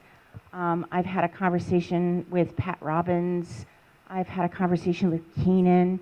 And what comes up over and over again is that it's being rushed. And there's parts of it that even with all of those conversations, I'm still, you know, I've lived here 32 years. We go down to Church Street often. And I'm thinking, so nobody's really making me understand that this is something that the businesses want. I mean, I don't think that there's been open dialogue. I haven't heard from other people about it that it's really going to affect. Okay, a few things in that question. So this is a chronic challenge in city government where we have efforts that, in some sense, a lot of people who have been involved in this, the idea that this is being rushed is hard for them to accept, and that there has been a group set up by the city council that has been working for about 2 years to bring this forward, and there's been a lot of work there, and in that sense, but I get and I'm sympathetic to people who say they just became aware of this conversation. Here's something that I hope is somewhat reassuring, is this step that is happening next Tuesday. If the vote passes next Tuesday, all that will happen is the city council will be given the authority to create this new downtown improvement district that would replace the Church Street Marketplace.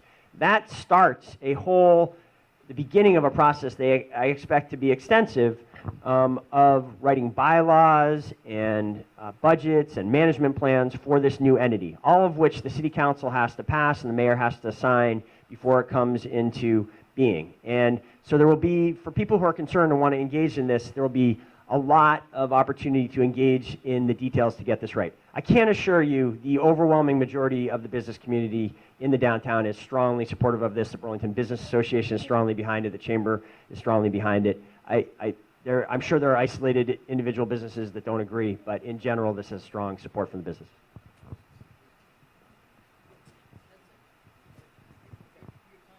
Okay, we'll go to our next section.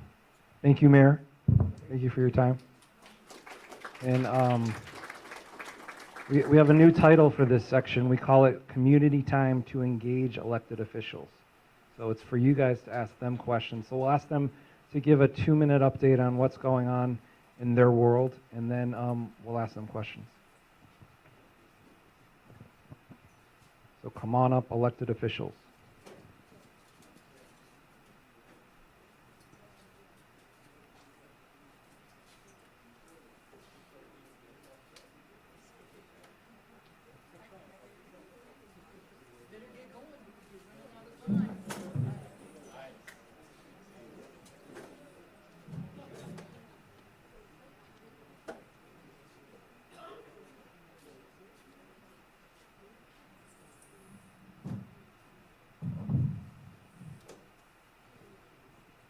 would like to start tonight? We'll start. Ali Jang, Ward 7 City Councilor. And I think what I want to say is thank you to the great candidates. I think we have 3 incredible candidates. And what I like most about all of them is the way they respect each other. And it's a way that they've been treating each other in a positive way and positive manner. Which means that the future of the New North End is definitely in good hands, as we should be happy to have young people stepping up to lead.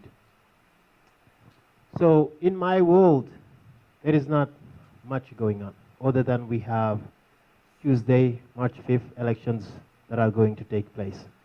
And I think it will be important to get educated on all the ballot items. And I think my role is to be available to every single person. Any questions that you might have, any misunderstanding that you might have, I will be able to do my best to try to explain to you. But I can tell you now, there are 2 items that I will not vote for in favor. And one of them is to increase the taxes. People are saying it's only $40, and I think Keenan did nail it very clearly. One, we have $70 million that we have to pay. And in some cases, it will be almost $1,000 in addition. We have another 30 million. And I think what we missed is we have not even received any budget from any department. These are just projections. So maybe it will come back to me again. Thank you.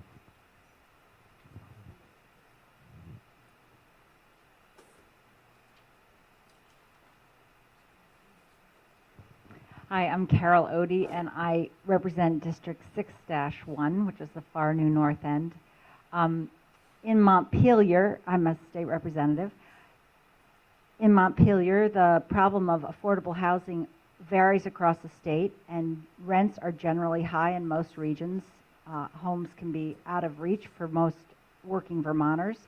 And the House is working with the Vermont Housing and Conservation Board and the Vermont Home Finance Agency to make home ownership possible through creative programs, which offer low-interest loans to first-time homebuyers. And I testified last week before the House Appropriations Committee in support of full funding from the property transfer tax for housing in our state, which will help people in our city as well as people around the state. Because years ago, when the property tax transfer tax was passed, the legislature had dedicated a portion of it to pay for housing and then had slowly eked away and taken some of that money away. And so I advocated for putting some of that money back. Next, another highlight is maintaining a balanced budget. Vermont always keeps its state budget in balance. Our commitment to a balanced budget is one of the reasons that Moody's has given us for many years a AAA bond rating, although it was just recently downgraded to AA. But the reason it was able to stay as high as that is because of its great budgeting over the years. With the July and January revenue forecasts plus money not expended, there was approximately $50 million with which to work to do our budget adjustment. And this revenue was one-time money. Oh, okay. And so we're only using that for one-time needs, such as $22.2 million to pay off an internal loan for retired teacher health care, and an additional payment of $3.3 million to pay down long-term pension obligations, saving taxpayers millions of dollars in interest payments. And my time's up. So.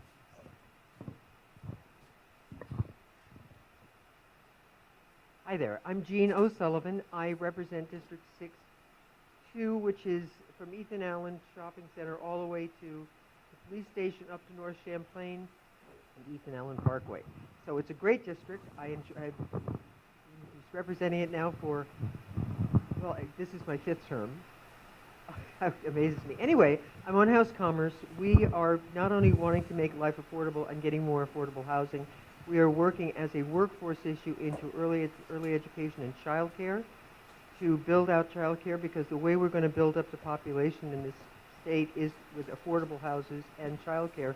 One of the more interesting things we're doing, because I also have a relationship with the state guard, is we're doing outreach to the Vermont Guard. We're going to bring employers down to Fort Drum when they're doing guard recruiting, who are actually hiring, because employers are so desperate for people, and they know that the Guard members bring with them, they come in fully trained, and they bring with them a tremendous amount of knowledge. So they're going to be hiring there, and then hopefully we'll be working out a deal with on drill weekends. We're going to have employers who are ready to hire at Camp Johnson. So when the Guard members come through, most of whom in the Army Guard are underemployed. They're not making enough money. They're relying on their Guard pension and their Guard health care. And they're doing jobs like landscaping, so when they're deployed, they're out of work. So I'm hoping that we'll have employers at Guard Weekend also ready to hire and ready to train up. We're doing a workforce bill this next couple of days that will hopefully revolutionize adult technical education and work on tech ed moving down through the elementary grades. Thank you. Bob Hooper, 6-1 also. Everything Carol said continues to apply. Specifically for me, I'm on the Government Operations Committee, which has a finger in everything that government does. We've spent the first 5 weeks essentially doing something called the Office of Professional Regulation Update Bill, which deals with everything from the funeral director to the hairstylist to the person that sticks needles in your eyeballs. And that has been one of the most stimulating discussions that we've had, an argument between the ophthalmologists and the optometrists as to who can do what when you're sitting in a chair. Stuff that you never really thought you'd get into. I urge all of you to come to the legislature at least one day, sit in the gallery, walk around in the cafeteria, watch the sausage being made. It's a very interesting process. Personally, I've introduced legislation that will deal with vulnerable adults. A lot of the stuff that I've gotten into deals with personal experience I have. My mother-in-law was sitting in an office in New York City when the 2 planes flew into the 2 towers, and it really wrecked her ability to function. Now she sits at home and watches television a lot, and when the kids come to visit, they find 3 or 4 televisions out on the front porch that she's gotten from Home Shopping Network, and they can't get them to shut it off. That's in New York. I think in Vermont we can do better, so I introduced legislation that would basically say if a person that is vulnerable files with a company like that, or anybody that's basically trying to get money out of your pocket, you can ask them to stop, and they need to. Veterans Cemetery is another issue. They're around the state and in Burlington in particular. There are cremated veterans that have not been buried because the state does not free the funeral parlor from liability. If somebody comes up and says, my Uncle Johnny was here 5 years ago, I'd like him now. We think that after 30 days, they should be transferred to the Veterans Cemetery in Randolph and buried in the honorable way that they should be. We put in legislation for that to happen. Big list, short time. Dave. Thank you. I think I'm just going to touch base on next Tuesday, which is a big day here in Burlington. And I'm going to ask you all to really, be engaged and pay attention because, oh, okay. There's a big decision to make next Tuesday throughout our whole city and out here in the New North End. We heard a little bit of it through the debate tonight, right? And we touched about the downtown business district, right? And the pros and cons of that. And at the end of the day, there has to be a balance in this city. And the truth of the matter is, if we don't pass the ID, we're going to lose a lot of small businesses in downtown Burlington. And they're going to go to South Burlington, and they're going to go to Winooski, and they're going to go to Essex, where they are developing their downtowns, okay, and making improvements. Drive around those areas and see, we have stiff competition around us, right? South Burlington is building a brand new downtown. I know 3 merchants already that have been approached to move their businesses out there, right? Closer to UVM, right? All the development that's going on out there. And I'm nervous that we're going to start losing businesses downtown, and that they're going to leave us and go to the surrounding towns, and much like what happened to Plattsburgh, right? It'll become a desert. And I think we need to be really careful about that. We had this group, Rights and Democracy, who's involved in every progressive campaign in the city.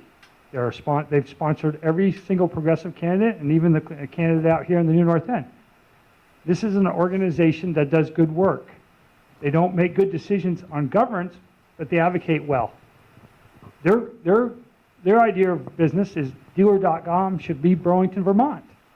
They're a company that builds website for cars, and we don't need more cars here in Burlington. So in that regards, we don't need dealer.com. That's the message that we're getting, right? We have to have a balance in this city. Quality life's important. Great schools are important. Good businesses are important. Small development is important. And when you have a group out there that is working to kill companies like dealer.com, the town center down, I mean, it just doesn't make sense. I want my daughter to grow up here just like I did. Doesn't mean it's going to be the same Burlington, right? But I want her to live here. It's a great place to live. And so I think Tuesday's a big decision for a lot of voters here in this city, and I hope they're really paying attention to the issues, because there are big city council races that are going to shape this city. Thanks. Thank you, Councilor Hartnett. Thanks, everybody, for being here tonight. And let's, next Tuesday, as Councilor Hartnett said, let's have Ward 4 and Ward 7 do what we always do, be the number one in terms of the voters that get out more than anybody else in the city. We're always proud that Wards 4 and Ward 7 have the highest turnout. Let's make sure that happens again. We're all very proud of that, and we're proud to represent an area that has the highest turnout in the city. So is everything perfect in the city? No, it is not, clearly. I mean, there's potholes everywhere. I'm talking to Chapin Spencer about it now. There are things I don't like that's being done in regards to transportation around the city and the roads, these flower pots and a number of things, but there are some good things that are happening. And the permit reform is something that Councilor Hartnett and myself and Jane Nodell sponsored a resolution some time ago. We kept advocating and pushing for it, and I'm glad to see finally it's coming to fruition. It's on the ballot now.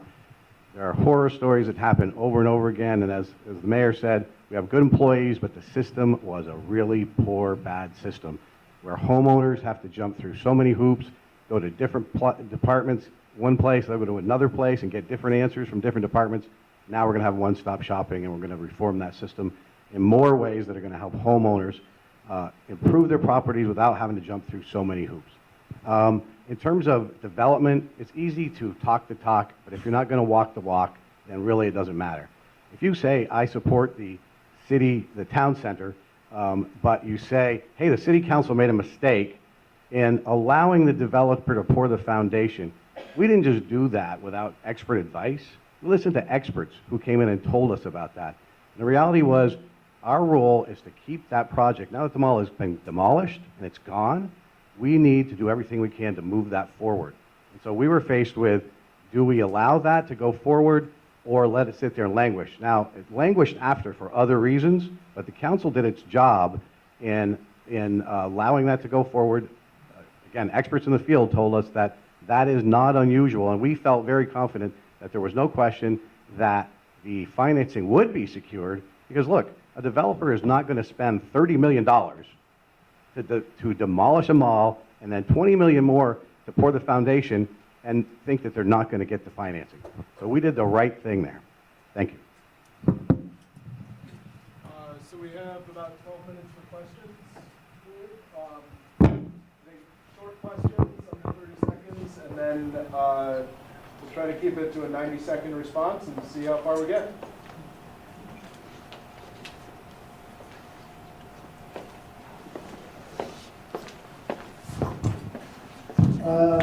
So now we have a new entity involved with the downtown whole who has a controlling interest. So where the hell are we going from here? Okay.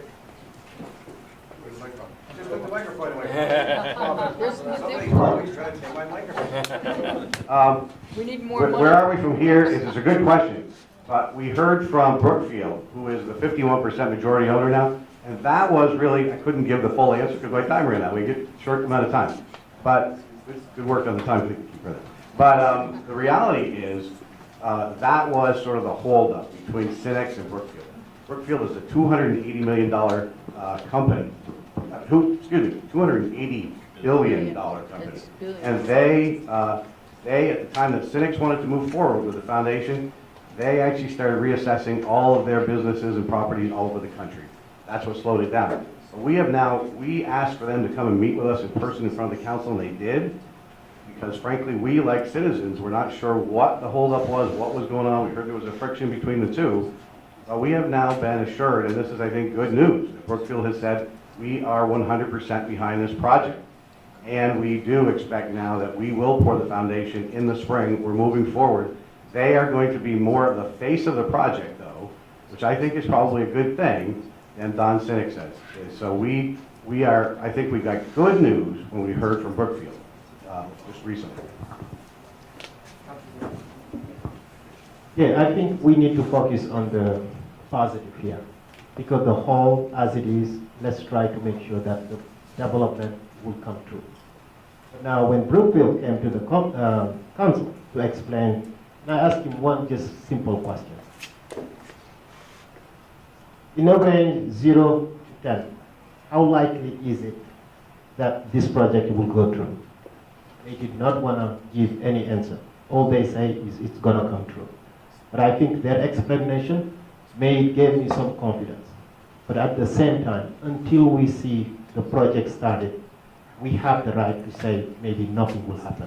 But let's all, as a community, focus on the positive in making sure that this project will go through, because we all going to win. Thank you, Councilor Jay. Can I say one more quick word, Dave, before I turn it over? And you know, we always focus on the hole in the ground, and understandably, there's a hole in the ground in Newport. But here's the difference in the hole in the ground in Burlington and the hole in the ground in Newport. This property, we're better off. Someone said this to me recently, and I said, you know, you nailed it. We're better off in Burlington with the hole in the ground than we were with the dying mall there. Because if the dying mall had stayed and Cinex decided to walk away, or you know, where would we have been then? The local developers would not have been ready to jump in and build something they had to spend $30 million to get rid of. With the mall gone, if for some reason, we believe this project is moving forward, but if for some reason it didn't, there was a hiccup in that problem, in that process, local developers will be lined up by the dozens to do a big, good project that will help. And believe me, our downtown businesses want and need that development to happen, and we need to do all we can to make sure that it does. I'll just quickly, in that reference, I kind of chuckle when I keep hearing this hole in the ground like Newport. This is not Newport. This is downtown Burlington. Probably the #1 most desirable site to build in. A fabulous medical center, a great university. This is not downtown Newport. I get so tired of hearing that and the negativity, okay? This is going to be a wonderful project in downtown Burlington. Am I not happy the way things were laid out? Absolutely not. Nobody on this council has held Don Sinek more accountable for his actions than I have publicly. And I've taken a lot of heat for that, but I won't back down from that, right? Don Sinek is not somebody I want to be in partnership with. I'll say that right now for the record. That being said, Brookfield has stepped up. We're going to have a great project. Listen, we're at a mall that had 4 stores in it and a parking garage that was being used for drug deals every night. Are we better off with a hole in the ground? You bet we are. Are we going to have a great project in 5 years? You bet we are. So that's how positive, that's how sure I am of that. Okay, I'm going to put you on the spot. Permit reform. You know I'm involved in it. I do it for a living. Yep. What is the council's expectation other than putting everybody under one roof? Because just putting under one roof doesn't change the process. Absolutely. Well, we'll go to table. Okay. This is something that we both sponsored. Ted, that's a great question. And I served on the Permit Reform Ad Hoc Committee with Councilor Mason, Councilor Nodell, and we heard from all the department heads. And by the way, great work on the department heads who got together and were willing to, even if it didn't help them personally, they were willing to come up with something they thought worked. So we have assurances, and we're going to hold their feet to the fire, that this is the first step. After this, after we have this one-stop shop, which is important, combining code, building, and zoning together, after that, we have assurances, and we will follow up to make sure it happens. Other changes will follow to streamline the permit system, make it a less redundant, less hoops for citizens to jump through, and make your job easier. So, yes, we're going to be following up and make sure there are good changes to follow. So this is a resolution that I sponsored, and then I kind of was in a position where I was really making the case that it's not the way I would have brought it forward with some of the changes, okay?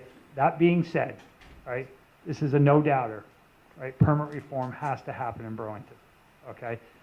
And I'm not making this up. Literally, people have to take a week off from work, not to do the project, but to get the paperwork filled out to do the project. And that's just unacceptable, right? And we're talking porches, right? Replacing windows. We're not talking major construction here. You heard it tonight earlier. Contractors will not work in Burlington. They will not. They want to go elsewhere. So permit reform needs to be done.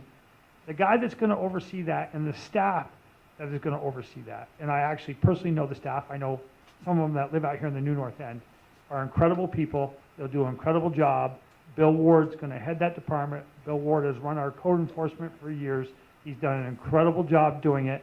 And we've had our differences of opinions at times, but Bill Ward will do a tremendous job. And when this is all done and completed and these departments are together, it might not be what I exactly wanted, but this for sure will be a lot easier for the people of Burlington to maneuver and get the work done. So I think it received full support from the council. We all support and we hope that our constituents will do exactly the same. But I think there is one component about this aspect, which is that the mayor will now need to appoint the planning director. I will not personally vote against it just because of that. But I think the mayor has a point. For efficiency and accountability, we also want to make sure that the planning director will respond to the mayor and the council. But he received full support from the council. And let's all vote for the permit reform.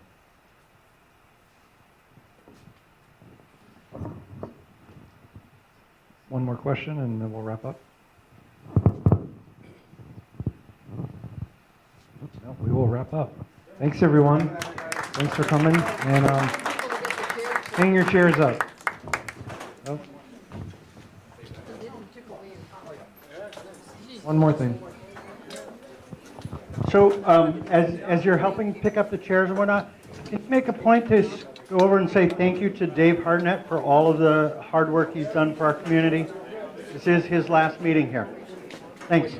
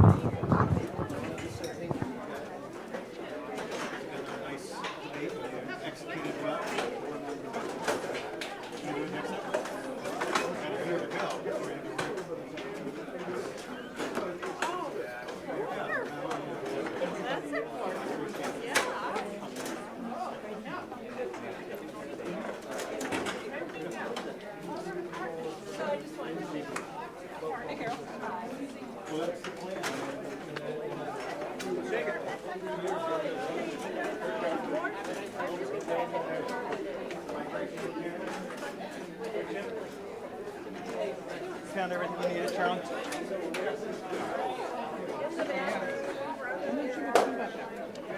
Whenever I come here, it's like I'm in a panic that I'm going to get any. got the magic. Yeah, yeah. Well, we do the best we can. As you can see, it traps out from time to time. And, we're really vying for a better system as a whole. So you bring my own, Yeah, just in case. you're a professional man. Yeah, yeah, yeah. Well, that's just it.